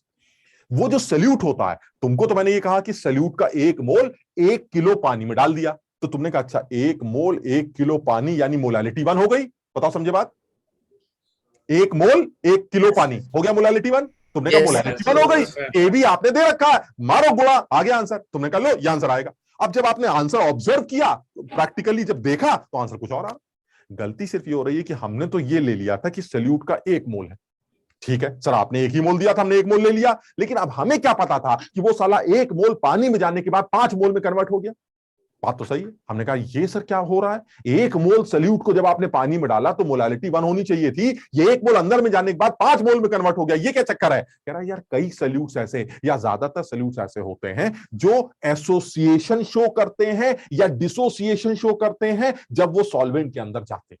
अब होता क्या है कि वो लिए तो 1 मोल गए थे, तुमने मोलालिटी 1 से निकाली, तुमने अपना आंसर थ्योरेटिकल आंसर 1 से निकाला, लेकिन अब आता है प्रैक्टिकल। प्रैक्टिकल क्या है? जब ये अंदर जाएगा तो ये टूटने लगेगा या जुड़ने लगेगा आपस में। अगर ये टूटने या जुड़ने लगा तो ऐसे में जो ऑब्जर्व क्वालिटेटिव प्रॉपर्टी निकल के आएगी वो कुछ और निकल के। बताओ ये एबनॉर्मल बिहेवियर समझ में आ रहा है?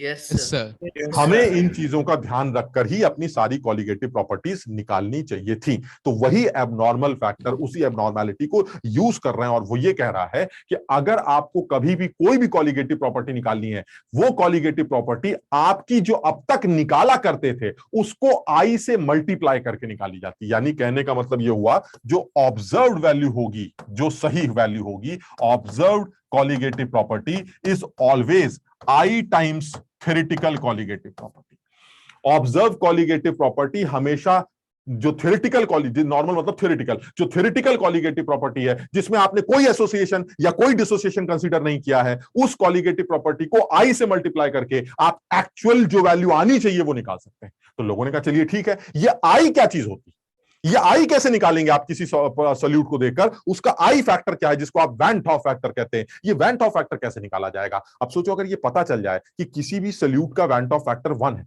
या 2 है या 3 है या 5 है या 2.9 है, कुछ भी, अगर उसका वैन टॉप फैक्टर पता चल गया तो जो आंसर आप पहले निकाला करते थे उसी आंसर में आई से मल्टीप्लाई कर दीजिएगा, आपको सही आंसर मिल जाएगा। तो बस मुझे इतना सीखना है कि जब सॉल्यूट पानी के अंदर डिसोसिएट या एसोसिएट करे या सॉल्वेंट के अंदर डिसोसिएट या एसोसिएट करे तो उसका वैन टॉप फैक्टर या आई फैक्टर कैसे निकाला जाएगा। एक बार आई फैक्टर पता चल गया तो मैं हर बार अपनी सही ऑब्जर्व्ड वैल्यू निकाल सकता हूं, क्योंकि नॉर्मल वैल्यू निकालने का तरीका तो केबी इंटू एम होता है, लेकिन आई से मल्टीप्लाई करके आप ऑब्जर्व्ड वैल्यू निकालते हैं जो सही वैल्यू। यहां तक समझ में आई सबको? सर आई को आरएलवी से मल्टीप्लाई करेंगे, आई को थ्योरेटिकल वैल्यू से मल्टीप्लाई कर दीजिए, आपका आंसर आ जाएगा। बस आई वैल्यू गड़बड़ है, बस आई वैल्यू कैसे निकाली जाती है ये सीखना है। तो यहां तक करने के बाद अब हम एक बात शुरू कर रहे हैं, रियल गैस जैसा और आइडियल गैस जैसा है। कुछ वैसे ही है कि एक डेविएशन है जो यहाँ दिखाई दे रहा है, यानी डेविएशन भी नहीं बोलेंगे, कुछ ऐसा बोल रहे हैं कि भाई थ्योरेटिकली आंसर इस तरह से आना चाहिए, ऑब्जर्व्ड आंसर कुछ और आ रहा है, and this is because of solute का बिहेवियर इन सॉल्वेंट। तो हम यहाँ पर सबसे पहले उन सॉल्यूट्स की बात करना चाह रहे हैं जो सॉल्यूशन जो सॉल्वेंट में जाने के बाद डिसोसिएट करते हैं। अब तुम कहोगे सर डिसोसिएट करने का ये मतलब तो नहीं होता कि वो सॉल्यूट जो है वो 100% टूट जाए। ऐसा हो सकता है उसकी डिग्री ऑफ डिसोसिएशन 50%, 60%, 20% कुछ भी हो सकती है। तो हम बिल्कुल जनरल केस ले रहे हैं कि एक ऐसे सॉल्यूट के बारे में बात कर रहे हैं जिसके जो पानी में जाने या सॉल्वेंट में जाने के बाद डिसोसिएट कर रहा है, और उसके डिसोसिएशन की या एसोसिएशन, पहले डिसोसिएशन की बात करते हैं, उसके डिसोसिएशन की अपनी एक डिग्री ऑफ डिसोसिएशन। चलिए जनरल बात करते हैं। ये सॉल्यूट है और ये सॉल्यूट ये कह रहा है भाई साहब ऐसा है, हम जब पानी में जाते हैं तो इस तरह से डिसोसिएट करने लगते हैं, जनरल एकदम। यानी आपने कह लिया AN, एक सॉल्यूट ले लेते हैं, उस सॉल्यूट को आपने पानी या सॉल्वेंट में डाला और वो N लोगों में टूटने लगे। ठीक, अब वो N लोगों में टूटने के इसके पास दो तरीके, या तो पूरा टूट जाए N लोगों में, या 50% टूटे, 20% टूटे, यानी इसकी टूटने की डिग्री ऑफ डिसोसिएशन हो। तो अब तुम सोच के बताना, ये तुमने केमिकल इक्विलिब्रियम में और आयनिक इक्विलिब्रियम में खूब किया था। अगर मैं ये कहूं कि डाला इसके C मोल इसके डाले, तुम बताओ अभी सोच के बताना, C मोल डाले W किलो पानी में, बताओ बॉइलिंग पॉइंट एलिवेशन कितना है? सब भूल जाओ ये सब। अब ये सवाल है मेरा कि बॉइलिंग पॉइंट एलिवेशन कितना आएगा। दैट मींस डेल्टा टीबी जो थ्योरेटिकल वैल्यू आनी चाहिए वो कितनी आनी चाहिए? वो आनी चाहिए sir KB into molality, and molality. Clear है ये? हाँ सर। हमें तो पता नहीं अंदर जाके तुमने क्या बदतमीजी की। हमें तो ये पता है तुमने तुम्हारे C बोल लिए थे हमने, और W किलो पानी था, तो तुम्हारी मोलालिटी C/W हो जाएगी, केबी से मल्टीप्लाई। ये आंसर आए। कह रहा नहीं ये तो नहीं आ रहा, आंसर कुछ और आ रहा। आंसर क्यों कुछ और आ रहा है? क्योंकि जब ये अंदर गया तो ये टूटना शुरू कर देगा, और जब ये टूटना शुरू करेगा तो सॉल्यूट के मोल्स बदल जाएंगे। पानी तो W रहेगा लेकिन सॉल्यूट के मोल्स बदल जाएंगे, और अगर सॉल्यूट के मोल बदल गए तो ऑब्जर्व्ड वैल्यू थ्योरेटिकल वैल्यू से अलग निकल जाएगी। अब वो कितना आएगी वो निकालते हैं। ये शुरू में C होगा, ये 0 होगा। फिर अगर ये मान लें कि इसकी डिग्री ऑफ डिसोसिएशन अल्फा है, तो मेरे ख्याल से सब लोग समझ रहे होंगे इसको लिखने का तरीका ये। Yes sir. अब इसका मतलब ये हुआ कि पानी में जाने के बाद अब तुम्हारे हिसाब से तो C मोल थे जो पानी में गए थे, एक्चुअली पानी में इस आदमी के कितने मोल दिखते हैं? This plus this. बताओ समझे? यानी जो ऑब्जर्व मोल्स होंगे सॉल्यूट के वाटर के अंदर, यानी इनिशियल जो मोल्स हैं वो तो आपके सॉल्यूट के C, लेकिन जब आपने पानी के अंदर इसको डाल दिया तो जो फाइनल इक्विलिब्रियम मोल्स होंगे, इक्विलिब्रियम जो मोल्स होंगे, they will be C1 minus alpha plus NC alpha. यानी सॉल्यूट के जो फाइनल मोल्स पानी के अंदर दिखते हैं after dissociation having degree of dissociation alpha, it should B this. और ये हो सकता है C1 plus N-1 into alpha. बताओ ठीक है ये? सर हाँ, जो डिग्री ऑफ डिसोसिएशन हम लोग कर रहे हैं ये वैन टॉप फैक्टर के अंदर एक सब टॉपिक है। हाँ, मतलब ऐसे सोचो कि वैन टॉप फैक्टर निकालने का एक जनरल तरीका क्या है, तो हम एक डिग्री ऑफ डिसोसिएशन के अकॉर्डिंगली वैन टॉप फैक्टर निकालने का एक जनरल तरीका निकाल लेते हैं। ऐसा भी हो सकता है कि डिग्री ऑफ डिसोसिएशन 1 होती, 100% टूट रहा है, ये भी हो सकता है। अभी तुम्हें समझ आएगा। पहले जनरल केस कर रहे हैं, अज्यूमिंग दिस जो भी सॉल्यूट लिया गया है, the degree of dissociation of this solute is alpha. Assuming वो अल्फा के रेस्पेक्ट में मैंने सबसे पहले इस टोटल इक्विलिब्रियम के मोल्स निकाल लिए। यहां तक ठीक है? हाँ, ये और AU क्या है वो ऊपर? AN है, AU है?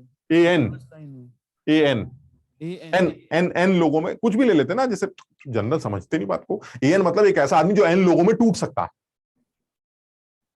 जैसे KCl है, KCl में बताओ N की वैल्यू क्या होगी? KCl N की वैल्यू K और Cl 2, तो यानी N2 हो गया। हम जनरल लेके चल रहे हैं बस कि एक आदमी N लोगों में टूट सकता है, लेकिन पूरा नहीं टूट रहा, वो टूट रहा है अपनी डिग्री ऑफ डिसोसिएशन अल्फा के हिसाब से। तो ऐसे में जनरल केस बना रहे हैं कि अ सॉल्यूट जो कि पानी में जाने के बाद डिसोसिएट करता है N लोगों में with degree of dissociation alpha. This is general. समझ में आई बात? ठीक। अच्छा, अब ये बताओ, हो तो ये रहा है पानी के अंदर। अब आप जरा बताइए ऑब्जर्व्ड वैल्यू डेल्टा टीबी की कितनी आनी चाहिए? ऑब्जर्व्ड वैल्यू आनी चाहिए केबी इंटू मोलालिटी। अब बताओ मोलालिटी कैसे निकालोगे? सॉल्यूट के असली मोल कितने पानी के अंदर? इतने।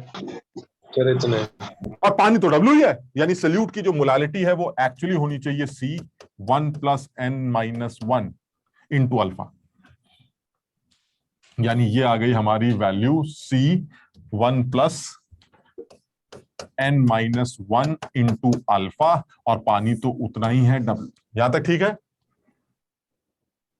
Yes sir. और वैन टॉप फैक्टर होता क्या है? वैन टॉप फैक्टर होता है colligative property upon theoretical colligative property. Observed value ये है, थ्योरेटिकल वैल्यू ये है। मेरे ख्याल से सब लोग समझ जाएंगे इस बात को। जब आप वैल्यू पुट करेंगे तो ये सिर्फ 1 प्लस N-1 इंटू अल्फा बचा। जब आप इसको इससे डिवाइड करेंगे तो सब कैंसिल हो जाएगा, सिर्फ 1 प्लस N-1 इंटू अल्फा बचे।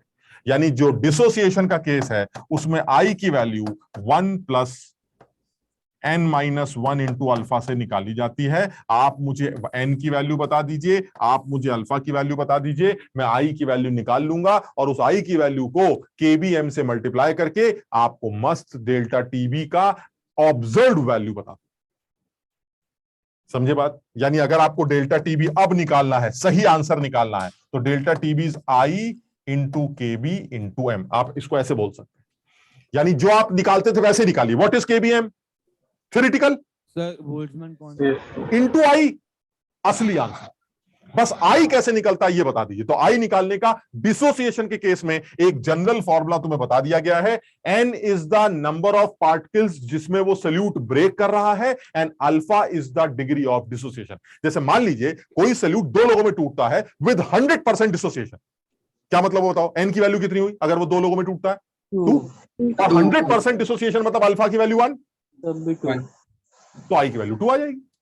कोई पूछे कि भाई NaCl की आई वैल्यू कितनी होती है? NaCl की आई वैल्यू 2 होती है, KCl की 2 होती है, Al2SO4 होल थ्राइस की 5 होती है, K4FeCN6 की 5 होती है। मेरी बात समझ रहे हो? यानी अगर आपको ये अज्यूम करना है कि वो 100% डिसोसिएट कर रहा है, तो आप सिर्फ उसके अंदर नंबर ऑफ आयंस को देखकर आई की वैल्यू प्रिडिक्ट कर सकते हैं। और अगर उसने डिग्री ऑफ डिसोसिएशन भी दे रखी है तो इस इक्वेशन को यूज करके आप उसका आई कैलकुलेट कर सकते हैं।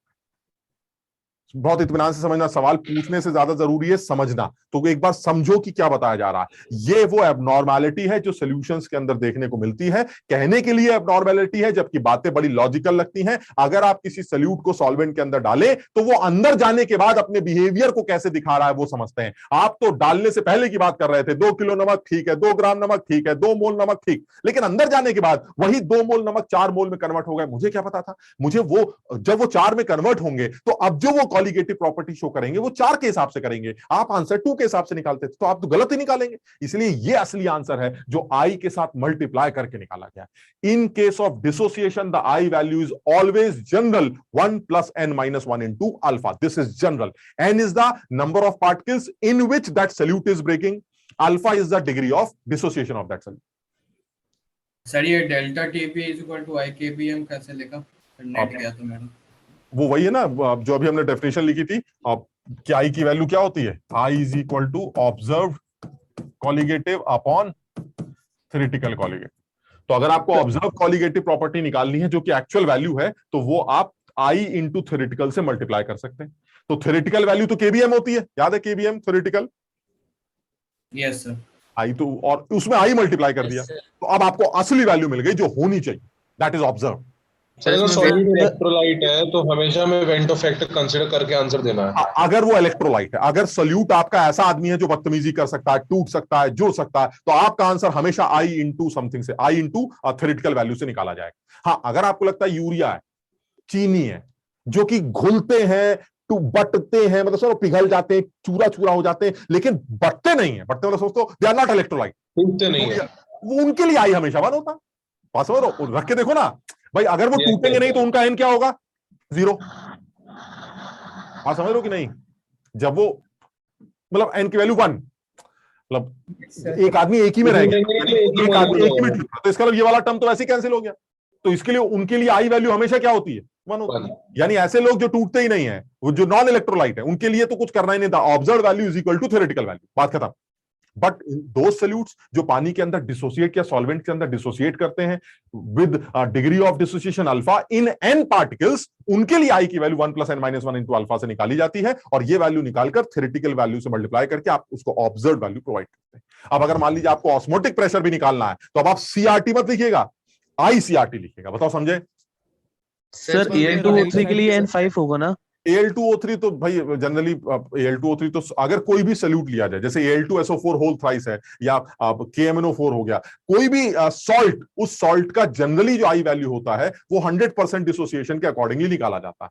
अगर वो डिग्री ऑफ डिसोसिएशन देता है तो आप इस इक्वेशन को यूज करके अल्फा की वैल्यू रखकर आप उसका आई वैल्यू कैलकुलेट कर सकते हैं। जैसे मान लीजिए अभी जैसे कोई बच्चा, मैं एक आध निकाल ही लेता हूँ फटाफट, तुम्हें समझ में भी आ जाएगा। सर एक बार राइट साइड बता दीजिए, एक बार राइट साइड जो लिखा है, राइट साइड ये वाला। हाँ, ये तो भाई एक तो ये बताओ, theoretical colligative property delta TB अगर निकालना है तो केबी इंटू मोलालिटी होगा। Yes sir. और मोलालिटी क्या होता है? Moles of solute divided by weight of solvent. Yes sir. तो जो मोल्स ऑफ सॉल्यूट है वो आपने डाले कितने थे? ये देखिए C, अब मुझे नहीं पता अंदर जाने के बाद क्या हुआ, आपने सी डाले, हमने सी रख दिया बस।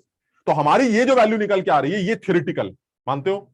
Yes sir. लेकिन जब आप पानी में चले गए तो आप टूटने लगे तो पानी के अंदर आपके कितने मोल्स बने? ये आपके ये वाले। तो अब आपने मोलालिटी यहां से निकाली, और जब थ्योरेटिकल और ऑब्जर्व को डिवाइड किया तो आपको आई की वैल्यू मिल गई।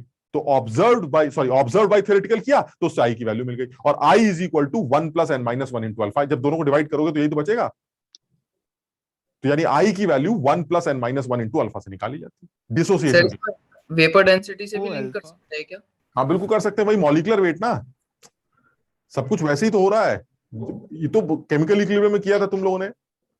वो अल्फा की वैल्यू दी जाएगी या फिर हमें निकालनी भी पड़ती है? अल्फा की वैल्यू अगर वो निकलवाता है तो आई दे देगा, आई निकालना हो तो अल्फा दे देगा।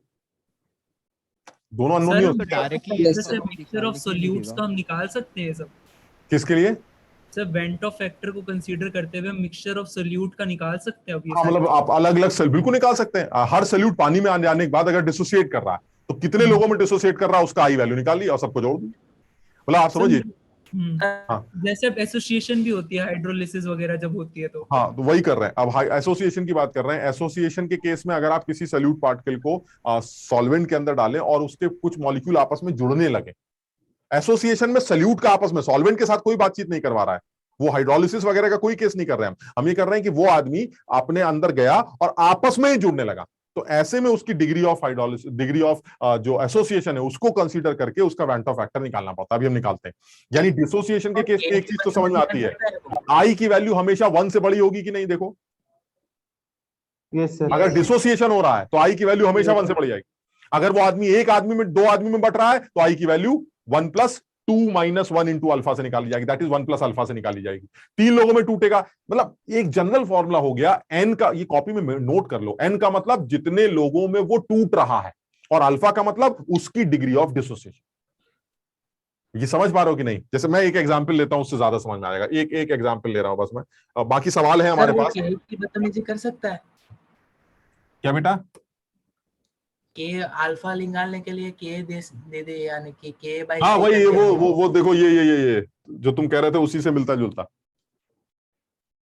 अब देखो अगर मैं बिल्कुल नहीं जानता कुछ तो मैं क्या बोलूंगा? What will be the osmotic pressure? Answer is CRT। ये सब छुपा लीजिए। क्या मुझे कॉन्सेंट्रेशन दे रखी है सॉल्यूट की? क्या सोल्यूशन की कॉन्सेंट्रेशन दे रखी है? Yes sir. टेम्परेचर दे रखा है? Yes sir. तो CRT सर करना क्या? CRT करो, ऑस्मोटिक प्रेशर तो CRT होता है। लेकिन सर CRT तो तब होता है ना जब कुछ बदतमीजी ना हो रही। यहां तो सर आपने बोला है साफ साफ, एक मोनोबेसिक वीक एसिड है जिसकी pH आपने दे रखी है। इसका मतलब है सर इसका वो आदमी जो है अंदर गया एसिड और टूटने लगा, किसमें? H+ और A-। समझ रहे हो? यानी वो जो मोनोबेसिक एसिड है वो मेरा HA, वो HA है तो 0.1। आप अगर निकालना चाहे तो 0.1 से आंसर निकाल लीजिए। अरे सर वो गलत होगा, वो थ्योरेटिकल होगा। हमें तो पता है ना कि ये HA पानी में जाने के बाद डिसोसिएट करेगा A- और H+ में। बताओ समझे? तो इसका मतलब एक्चुअली ये HA पानी के अंदर किस तरह से बिहेव कर रहा है? ये कर रहा है 0.1, 1 - अल्फा, 0.1 अल्फा, 0.1 अल्फा। बताओ समझे कि नहीं? ये एक्चुअल बिहेवियर। तो सर आप आंसर कैसे निकालेंगे बताइए? हम अगर ऑस्मोटिक प्रेशर निकालना चाहते हैं हम कैसे निकालेंगे? अरे भाई ऑस्मोटिक प्रेशर निकालने के लिए आप इन सबको आपस में जोड़ दीजिएगा, आई की वैल्यू निकालिए किसी तरह से, आई की वैल्यू। और अब तुम बताओ डिसोसिएशन के केस में आई की वैल्यू निकालने का तरीका क्या था? I is equal to 1 + n - 1 alpha. अब ये बताइए सर ये वाला फॉर्मूला लगाने के लिए अल्फा चाहिए होगा ना, कहां से लाएंगे अल्फा? एन तो पता है मुझे, कैसे पता है? एन का मतलब कितने लोगों में टूटता हूं, कितने में टूटता हूं? दो तो पता है सर मुझे, अल्फा नहीं पता। यार अकल तो लगाओ, पीएच दे रखा है। पीएच क्या होता है याद है वीक एसिड का? किसके बराबर है? -1/√C alpha. अल्फा 1/2 आएगा। माइनस log H+ कॉन्सेंट्रेशन, यही होता है। Yes sir. और H+ की जो कॉन्सेंट्रेशन होती है वो C अल्फा होती है। Yes sir. और तुम्हें अगर pH 2 दे रखी है इसका मतलब H+ की कॉन्सेंट्रेशन 10⁻⁻2 है। और अल्फा निकालने के लिए C पता होना चाहिए जो तुम्हें ऑलरेडी 0.1 दे रखा है। 0.1। इसका मतलब ये हुआ सर मुझे तो अल्फा पता चल गया 0.1। और अगर मुझे अल्फा पता चल गया तो मैं आसानी से उस अल्फा को यूज करके यहां पुट करके आई की वैल्यू कैलकुलेट कर सकता हूं। और अगर आई पता चल गया तो मैं आराम से आपको ऑस्मोटिक प्रेशर निकाल के दे दूंगा, क्योंकि एक्चुअली ऑब्जर्व्ड वैल्यू तो ICRT से निकाली जाती है। क्लियर है अब? सर लेकिन जो ये एसिड है पूरा का पूरा डिसोसिएट नहीं कर जाएगा? नहीं, अरे तो ये तो कैसी गंदी बातें कर रहे हो। 0.1 अगर ये पूरा डिसोसिएट करता तो उसकी pH 2 होती है 1 होती? 1 होती ना, उसने 2 दे रखी है, इसका मतलब pH कम, pH मतलब ज्यादा, मतलब कम टूटा, समझो pH 2, इसका मतलब अल्फा निकालना पड़ेगा, तो अल्फा निकाल के कर ले। अगर वो कहता 0.1 मोलर मोनोबेसिक एसिड है जिसकी pH 1 है, तो आप समझ जाते अरे वाह पूरा टूट गया, तो इसमें N की वैल्यू तो 2 होती, ये जो फॉर्मूला है, समझ रहे हो, और अल्फा 1 होता। समझ रहे हो कि नहीं? यस सर, समझ गए। एक सेकंड रुकना जरा, एक सवाल और मैं तुम्हें याद देता हूं, मैं एक सेकंड। मोनोबेसिक का मतलब वो 2 में टूटा है? हाँ, मोनोबेसिक का मतलब एक H+ बनेगा, एक A-।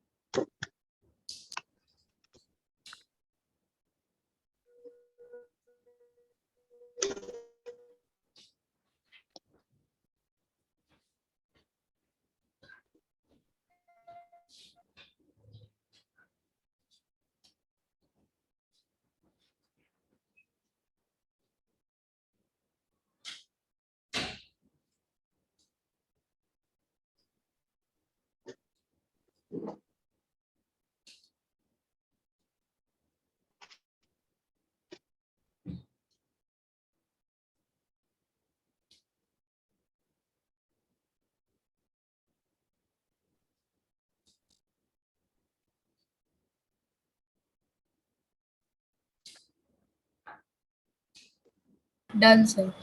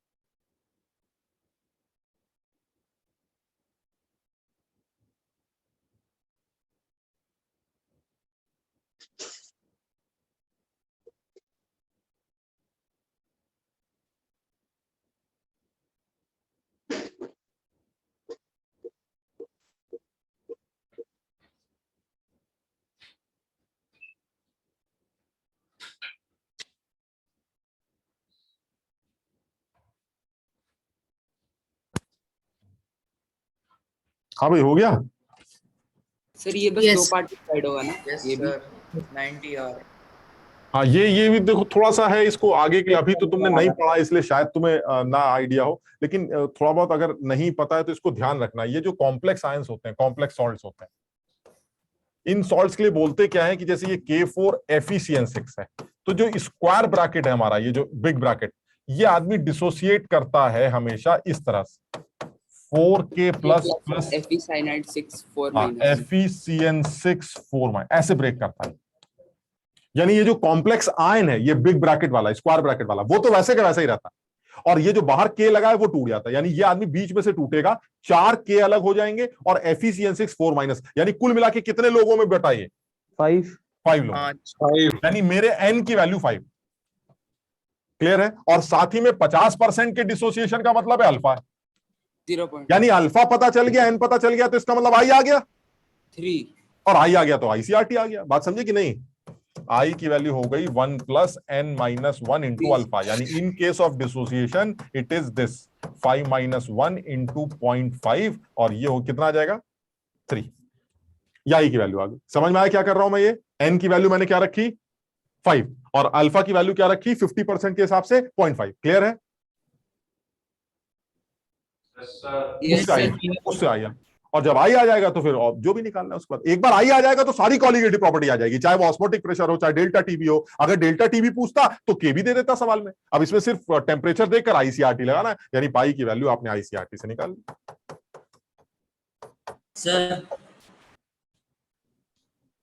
क्लियर है? सर इसको RLVP में क्या होता है? क्या बेटा?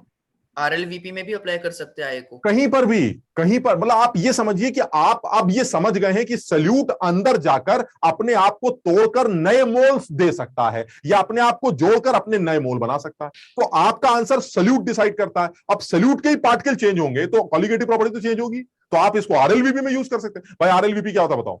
RLVP is P0 - PS upon P0 which is equal to chi solute. And what is chi solute? Chi solute is n solute upon solute plus solvent. Yes sir. अब n solute को तुमने 5 मोल ले रखा है, अंदर में जाके वो 12 हो गया, तो तुम्हें तो 12 रखना पड़ेगा ना। Yes sir. तो इसका मतलब वहां पर भी आप एक छोटा सा फैक्टर आई फैक्टर डाल सकते और सर इसमें C कैसे करेंगे? क्या बेटा? सर डेसीमोलर मतलब 1/10 होता है। डेसीमोलर मतलब 0.1 मोलर। सर ये सीधे रखा है ना? सर n = 5 कैसे हो गया सर? n = 5 ऐसे हुआ कि देखो, ये तो एक मैंने जानबूझ के सवाल इसलिए लिखा है ताकि इसका भी हमें आइडिया है। अदरवाइज अगर मान लो मैं तुमसे ये लिख के पूछता कि ऐसे ले लेता, चलो Al2SO4 होल थ्राइस, अब बताओ इसका n क्या होगा? कितने लोगों में ब्रेक करेगा ये एल्युमिनियम सल्फेट? 5 लोगों में। क्योंकि सर ये दिखता है मुझे 2 एल्युमिनियम बनेंगे, 3 सल्फेट बनेंगे। ये तो पुरानी बात, ये सिखाना जरूरी नहीं, क्योंकि ये मुझे आता है सर। ये KCl NaCl K2SO4 Al2SO, इनको तोड़ना आता है मुझे। ये क्या है? तो मैं ये सिखाना चाह रहा था इस सवाल को देखकर कि भाई ये भी एक उसी टाइप का सॉल्ट है, बस एक फर्क है, इस सॉल्ट का जो कैटायन है वो K है और जो एनायन है वो ये पूरे ब्रैकेट वाला है, अंदर वाला कुछ नहीं है, पूरे ब्रैकेट वाला एनायन। यानी ये आदमी भी 2 लोगों में टूटेगा, एक इसमें टूटेगा और एक इसमें टूटेगा। अब बताओ K कितने बनेंगे? 4। और जो ये अंदर वाला आदमी कितना दे रखा है? ये तो एक ही है। Yes sir. यानी ये 5 लोगों में टूट जाएगा, 4 K में और 1 इसमें, यानी n की वैल्यू 5 होगी। n की वैल्यू 5 है, डिग्री ऑफ डिसोसिएशन अल्फा है। आप मस्त आई निकालिए, आई निकालने के बाद ICRT करके अपना काम चला लीजिए। Okay sir. क्लियर है? जैसे अच्छा, अब इसी में जरा फटाफट डिसोसिएशन की जगह एसोसिएशन वाली बात भी कर लेते हैं। चलिए फटाक से एसोसिएशन का भी केस ले लेते हैं कि एसोसिएशन के केस में क्या होगा। चलिए, तो ये तो समझ में आ रहा होगा कि एसोसिएशन के केस में आई की वैल्यू हमेशा 1 से ज्यादा होगी, छोटी होगी, क्योंकि डिसोसिएशन के केस में आई हमेशा बड़ा आएगा, एक मोल 1 से ज्यादा मोल में बटेगा। लेकिन जब एसोसिएशन की बारी आएगी तो आई की वैल्यू हमेशा 1 से छोटी आएगी। तो अगर आई की वैल्यू 1 से छोटी आएगी तो वो कैसे निकाला जाएगा, उसके बारे में बात कर लेते हैं। हाँ, Al2SO4 होल थ्राइस में जो SO4 होता है वो फर्दर ब्रेक नहीं करता? नहीं फर्दर यार, आयंस को भी तोड़ दे तो सल्फेट एनायन होता है, कैटायन और एनायन में ही तो सॉल्ट टूटते हैं। तो सल्फेट एनायन टूट गया, खत्म हो गया। अब उसको फर्दर थोड़ा एटमाइज थोड़ा कर सकते हैं आप। ठीक, अच्छा, अब वो ये कह रहा है कि जैसे एसोसिएशन का केस ले लेते हैं। चलिए एसोसिएशन का भी एक जनरल केस बनाते हैं। Na, जरा समझना सब लोग, जनरल एकदम। अब बताओ ये समझ पाए कि ये जनरल है? Yes sir. n लोग जुड़ रहे हैं। इस बार आपने पानी में डाला सल्यूट को और उसके n लोग जुड़ रहे हैं और जुड़कर एक AN बन रहा है, डाइमर ट्राइमर, अगर 2 लोग जुड़ेंगे तो डाइमर बन जाएगा, 3 लोग जुड़ेंगे तो ट्राइमर बन जाएगा, सो ऑन। तो उसने कहा यार ऐसे में तो नंबर ऑफ सॉल्यूट पार्टिकल्स पानी में जाने के बाद कम हो जाएंगे। भाई आपने 2 डाले, अंदर जाके 1 हो गया, तो इससे तो मोलालिटी कम आएगी, और अगर मोलालिटी ऑब्जर्व वैल्यू कम आएगी तो इससे पक्का हो गया कि वैन ऑफ फैक्टर हमेशा 1 से छोटा आएगा, और ऑब्जर्व कॉलिगेटिव प्रॉपर्टी वो थ्योरेटिकल कॉलिगेटिव प्रॉपर्टी से छोटी निकल के। तो उसने कहा ये सब निकालेंगे कैसे? फिर वही वाले कहानी यार, एक बार करके देख लेते हैं। इसके इनिशियली मोल्स मान लेते हैं C, अगर इसके इनिशियल मोल C है और इसके 0, अब आप बताइए, आप जो भी आंसर निकालेंगे वो C से निकालेंगे, C तो गलत होगा, निकाल के देख लेते हैं। चलिए अब इस बार निकाल लेते हैं डेल्टा TF। बताओ डेल्टा TF कैसे निकलेगा? KF into molality. बताओ ठीक कर रहे हैं ये? Yes sir. ये हमारा आंसर आ गया। कह रहे ये कौन सा डेल्टा TF है? मैंने कहा ये डेल्टा TF हमारा थ्योरेटिकल। अब क्या हुआ, क्या जैसे ही आप पानी के अंदर गए या सॉल्वेंट के अंदर गए, आप एसोसिएट करने लगे। चलिए n लोग जुड़ने लगे, डिग्री ऑफ एसोसिएशन मान लेते हैं बीटा या अल्फा, जो लेना ले लेते हैं। अब बताओ जरा, ये हो जाएगा C1 माइनस बीटा, यानी डिग्री ऑफ एसोसिएशन मान लेते हैं बीटा है। अब बताओ जरा an के नीचे क्या लिखे, सोच के जवाब देना सही से एकदम। an के नीचे क्या लिखा जाए?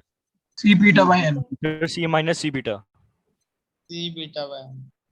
Sir C beta. n लोग जोड़ेंगे तो 1 बनेगा, n जुड़ेंगे तो 1 बनेगा, 1 जुड़ेगा तो 1 बाई n बनेंगे, C बीटा जुड़ेंगे तो C बीटा बाई n बनेंगे। अरे ये तो मोल कॉन्सेप्ट में उसमें करते थे तुम, इक्विलिब्रियम वगैरह में। जरा फिर से बताता हूं मैं, ऐसे सोच के देखो, अगर n लोग जुड़ते हैं तो 1 आदमी, देखो यहां 1 है ना, अगर n लोग जुड़ते हैं तो 1 आदमी बनेगा, ठीक है। अच्छा अब यूनिटरी मेथड लगाते हैं, n के जुड़ने से 1 बनेगा, 1 के जुड़ने से 1 बाई n बनेगा, ये तो समझते हो? Yes sir. और यहां जुड़ कितने लोग रहे हैं? C beta, C minus C beta, यानी C बीटा जुड़ रहे हैं, C तो पहले से थे, C बीटा जुड़ गए, तो ये कितने बनेंगे फिर? C beta by n। बताओ समझे? C beta. Yes sir. इसका मतलब ये हुआ कि पानी के अंदर जाने के बाद जो टोटल मोल्स होंगे, पानी के अंदर जाने के बाद टोटल मोल्स वो होंगे C1 minus beta plus C beta by n। आप कॉमन ले लीजिए C को, तो ये आ जाएगा 1 माइनस, क्या आ जाएगा? 1 माइनस NC1 माइनस बीटा नहीं होगा? NC क्या यहां पर? Yes sir. क्यों? मैंने डिग्री ऑफ एसोसिएशन को बीटा मान लिया, तो इसके इनिशियली C मोल थे, तो C के टूटे, इसके 0 थे, फिर C में से बीटा एसोसिएट कर गए, तो यानी C1 माइनस बीटा बचे। ओके सर, ओके सर, है ना? तो ये हो जाएगा C बीटा बाई n, तो ये हो जाएगा 1। जरा इसको बताओ कॉमन लेके C 1 माइनस 1 बाई, ये सही लिख रहा हूं क्या?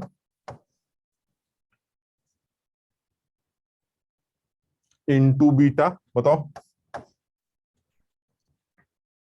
अगर C कॉमन ले लें तो C माइनस बीटा, C सही है, सही है सर, ठीक है। तो इसका मतलब ये हुआ कि जो हमारा टोटल मोल्स आ रहे हैं वो ये, तो जो हमारी थ्योरेटिकल कॉलिगेटिव प्रॉपर्टी की जगह अगर ऑब्जर्व निकालनी हो तो ऑब्जर्व कॉलिगेटिव प्रॉपर्टी होगी हमारी KF इंटू इतने मोल्स के हिसाब से C1 minus 1 by n into beta.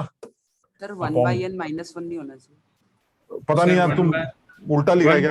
1 by n होगा सर, 1 बाई n माइनस 1 होना चाहिए सर। अच्छा तो सर वो बाहर आपने माइनस ले तो लिया, देख लो, बाहर माइनस ले लिया, सही है बिल्कुल सर सही है। ठीक है। तो इसका मतलब ये हुआ कि अब यहाँ थे। अब ये बताओ जरा I की वैल्यू निकालते हैं। I क्या होता है? Delta TF observe divided by delta TF theoretical. Yes sir. बताओ इससे इसको डिवाइड करोगे तो क्या बचेगा? सिर्फ 1 minus 1 by n into beta, and this is I. So in case of association, I value is 1 minus 1 by n into beta. ये हमारा एसोसिएशन का केस है, और एकदम साफ समझ में आता है कि n की वैल्यू हमेशा 1 से बड़ी होगी। कम से कम 2 लोग तो जुड़ेंगे, तो n की वैल्यू हमेशा 1 से बड़ी होगी। अगर n की वैल्यू 1 से बड़ी होगी तो ये अंदर वाला टर्म हमेशा पॉजिटिव होगा। Yes sir.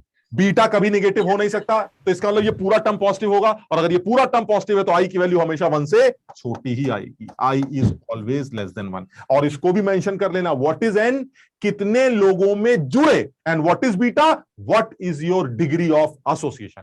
यानी कितने लोगों में जुड़े ये पता चल जाए, आपकी डिग्री ऑफ एसोसिएशन पता चल जाए, तो ओवरऑल आप इन दोनों को जोड़ देंगे।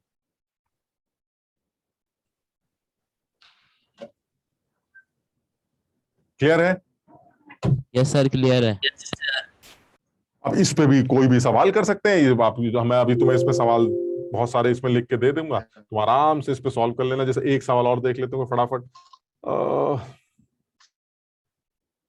कोई भी ले सकते हैं यार, ये सब समझना अपने आप करके देखना। हाँ सर लाइक हमने अगर NaCl ऐसे लिया कि कुछ NaCl डिसॉल्व हो गया एंड कुछ नीचे सेटल कर गया, फिर तो बात खत्म हो गई। अगर वो हाँ जो सेटल कर गया वो तो सोल्यूशन फेज में है ही नहीं, तो उससे तो मुझे मतलब ही नहीं। तो मुझे ये बता दो कितना सेटल कर गया। जो सेटल कर गया मैं उसको पहले माइनस कर दूंगा, अब जो डिसॉल्व कर गया उसके दुगने कर दूंगा, क्योंकि NaCl के टूटने से 2 मोल बनते हैं। हाँ सर, तो आई की वैल्यू यूज करके अपना आंसर निकालूंगा। भाई समझो बात को, जो सेटल कर गया इसका मतलब उसको डाला ही नहीं ना। तो जो डाला मुझे वो बताओ, सेटल वेटल मत बताओ, क्योंकि सेटल वाला आदमी सोल्यूशन फेज में नहीं है, मुझे उससे मतलब नहीं। जो सोल्यूशन फेज में उसका आई फैक्टर से मुझे मतलब है, नमक जो अंदर पड़ा हुआ नीचे की तरफ मुझे उससे लेना देना नहीं। और वैसे ऐसा कभी हो ही नहीं सकता कि आप नमक को पानी में डालें तो कुछ डिसॉल्व कर जाए कुछ सेटल कर जाए। ये सिर्फ तभी हो सकता है जब सोल्यूशन सैचुरेटेड, और अगर सोल्यूशन सैचुरेट कर गया तो फिर हमें नहीं लगता ये सारे फॉर्मूले कहीं भी अप्लाई कर सकते हैं आप। क्यों? क्योंकि हम जो भी पढ़ रहे हैं सब डाइल्यूट सोल्यूशंस के लिए पढ़ रहे हैं। तो ये सैचुरेशन के हाँ, लेकिन अगर सवाल बनाना है तो बना सकता है, हमें उससे कोई दिक्कत नहीं है। आपको जो सेटल करना है सेटल कर दीजिए, उसको अलग करिए, जो बच गया वो बताइए, मुझे आंसर देना, बस मैं बचे हुए से आंसर दूंगा। सेटल आदमी से मुझे कोई लेना देना। लेकिन सर अगर सेटल करके तो फिर उसको हम सोल्यूशन तो ना कह सकते हैं फिर उसको? बिल्कुल नहीं कह सकते। तो जो अमाउंट सेटल हो रखा है आप उसको यूज ही मत करिए, जो सोल्यूशन के अंदर है उसको आई फैक्टर से मल्टीप्लाई करके आप अपनी कॉलिगेटिव प्रॉपर्टी कैलकुलेट करिए। सर ये टेस्ट में आएगा ये वाला सिर्फ? बिल्कुल, ये ज्यादातर सवाल तुम्हें इसके ऊपर मिलेंगे आई फैक्टर के। एक बार आज घर में जाके आराम से इसको घर में रिवाइज करो, उसके ऊपर 5 से 10 सवाल लगाओ, समझ लो तो मजा आएगा, बड़े अच्छे। अब तुम जितने सवाल लगाओगे तुम्हें यही फैक्टर मिलेगा। तुम ये बताओ आज जो तुमने सीखा है इसमें कुछ नया थोड़ी ना सीखा है, ये तो वही जो पुरानी क्लासेस में सीख रहे थे। हमने सिर्फ आज एक चीज डाली है कि सल्यूट के अंदर ये बदतमीजी हो सकती है, बस खत्म हो गई। तो अब आपको सल्यूट के नए मोल निकालना सिखा दिया मैंने with the help of alpha और बीटा। बस अब आपको सल्यूट के नए मोल मिलेंगे, नई मोलालिटी या मोलारिटी मिलेगी, और कॉलिगेटिव प्रॉपर्टीज यूज करते रहिएगा, सवाल बनते रहेंगे। क्लियर है? Yes sir. चलो आज इतना ही करते हैं। अगली क्लास में इसी में थोड़ा सा कुछ जो डिस्कशन रह गए उसको कंप्लीट कर लेंगे। जो तुम्हारा टेस्ट होगा उसमें तो खैर मुझे लगता है सारा ही पोर्शन आएगा। अपनी तरफ से एक हेनरीज लॉ जरूर पढ़ लेना, एनसीईआरटी से। एक हेनरीज लॉ की डेफिनेशन बहुत मुश्किल से आधे पन्ने का एक लॉ होता है, तो और वो बहुत सीधा सा लॉ होता है। तो एक बार उसकी डेफिनेशन, एक आध फॉर्मूले वगैरह जो उसके अंदर दे रखे वो देख लेना, और जो पूरा अब तक किया उसको रिवाइज कर लेना। अगला जो सोल्यूशन का टेस्ट होगा, और हम कोशिश करेंगे इसके ऊपर जो ट्यूटोरियल लेंगे उसमें और अच्छा डिस्कशन करेंगे। तो सर आरएलबीपी का एक बार बता दीजिए सर। आई के साथ सर काई सॉल्वेंट सॉल्यूट में सर मल्टीप्लाई करेंगे आई को? हाँ नहीं, या तो सिर्फ chi assuming the solution is dilute. If the solution is dilute it should be n solute by n solvent only. याद है बेमानी? Yes sir. एन सोल्यूट में आई आ जाएगा, एन सोल्यूट के अंदर आई आ जाएगा। Yes sir. तो आई एन सोल्यूट अपॉन, तो यानी आई इंटू काई सोल्यूट हो गया, यानी P naught minus P S upon P naught is equal to i into chi solute, अगर सोल्यूशन डाइल्यूटेड फॉर्म में, बहुत ज्यादा डाइल्यूट है तो। नहीं तो क्या होगा? नहीं तो P naught minus P S upon P naught is equal to i into n solute upon i into n solute plus n solvent. मतलब मल्टीप्लाई सिर्फ सल्यूट में होगा, सल्यूट में ही करना है, क्योंकि सल्यूट ही तो बदतमीजी करते हैं, सॉल्वेंट तो पड़ा रहता है, सल्यूट बदतमीजी करता है। वो कहता भाई ऐसा हमें समझ में नहीं आ रहा, अंदर गए टूट गए या जुड़ गए, टूट गए तो भी सल्यूट के मोल्स चेंज होंगे, जुड़ गए तो भी सल्यूट के मोल्स चेंज होंगे। तो सल्यूट के मोल्स के अंदर ही चेंजेस देखें। सर काफी सारे क्वेश्चन ऐसे भी है जैसे एन हेप्टेन और अलग अलग कंपाउंड्स दे रखे हैं पॉजिटिव नेगेटिव डेविएशन वाले। मैं यही बता रहा था कि हम जो एक तो ट्यूटोरियल लेंगे उसमें ये डेविएशंस को थोड़ा सा डिस्कस कर लेंगे। टेस्ट में डेविएशन आ रहा है नहीं आ रहा ये मुझे नहीं पता, लेकिन ये कि तुम्हें जो जो कराया गया पहले वो करो और उसके बाद टेस्ट अपने हिसाब से दे दो। जो अगला टेस्ट होगा लिक्विड सॉल्यूशन का वो ज्यादा अच्छी तैयारी के साथ होगा, बिकॉज जब सिलेबस आज ही खत्म हुआ है तो कल जो टेस्ट होगा उसमें अच्छा स्कोर करना बहुत ज्यादा समझ में नहीं आता। जब तक प्रैक्टिस नहीं होगी तब तक स्कोर अच्छा नहीं आएगा। हाँ कब सर? आज ही है। इसके बाद फिर 2 क्लासेस है शाम को। सर रिवीजन का टाइम नहीं मिल पाएगा, है ना? तो देखो वही है कि थोड़ा सा जितना कराया गया वो तो कर सकते हो ना। आज ये वैन टॉप फैक्टर वाली चीज प्लस जो हमने पहले कर रखा है उतना रिवाइज कर लेते हैं, उसी के बेसिस पर टेस्ट दे देंगे। तो ज्यादातर सवाल तो तुम्हारे बन जाएंगे, 2-1 सवाल एक डेविएशन वाले या हेनरीज लॉ पे 1-2 सवाल होंगे, वो नहीं कर पाओगे। तो वो जब आगे करोगे तब कर लेना। शीट वगैरह ले आना अगली बार। किसके? बेसिक टर्म्स जो होती है ना सर चैप्टर में जो आती रहती है, वरना ना क्वेश्चन करते हुए दिक्कतें होती है। हमें पता अच्छा। ही नहीं है इंस्ट्रूमेंट को बोलते क्या है और वो क्वेश्चन में लिखा आ जाता है। अच्छा। कोई ऐसी शीट्स ही हो तो। नहीं, तुम अभी एक काम करना, आज पूरा रिवाइज करना है कोशिश करके, और ज्यादा टाइम मत देना। मतलब आप इसको अपने हिसाब से कुछ टर्म्स, कुछ सवाल मोलालिटी के आ जाएंगे, कुछ अपना पीएस पी नॉट वाले, मिसिबल लिक्विड, इमिसिबल लिक्विड, याद है वो जो सब पहले कर रखा है। Yes sir. सारा एक बार देख लेना और जितना कर सकते हो उसको करो और टेस्ट दो। देखो फिर अगला जो लिक्विड का टेस्ट होगा वो अभी शुरू होगी, वो 11th वाली भी पढ़ाएंगे। हाँ, उसमें 11वीं वाली तो है GOC, basic acidic character, basic character, उसका 11th का ही तो है वो। इसके बाद फिर जीओसी होगा शुरू। इसके बाद जीओसी का ही टर्म नंबर। ठीक है, तो चलो आज इतना ही करते हैं यार। Bye bye sir. Bye sir. शाम में सर की क्लास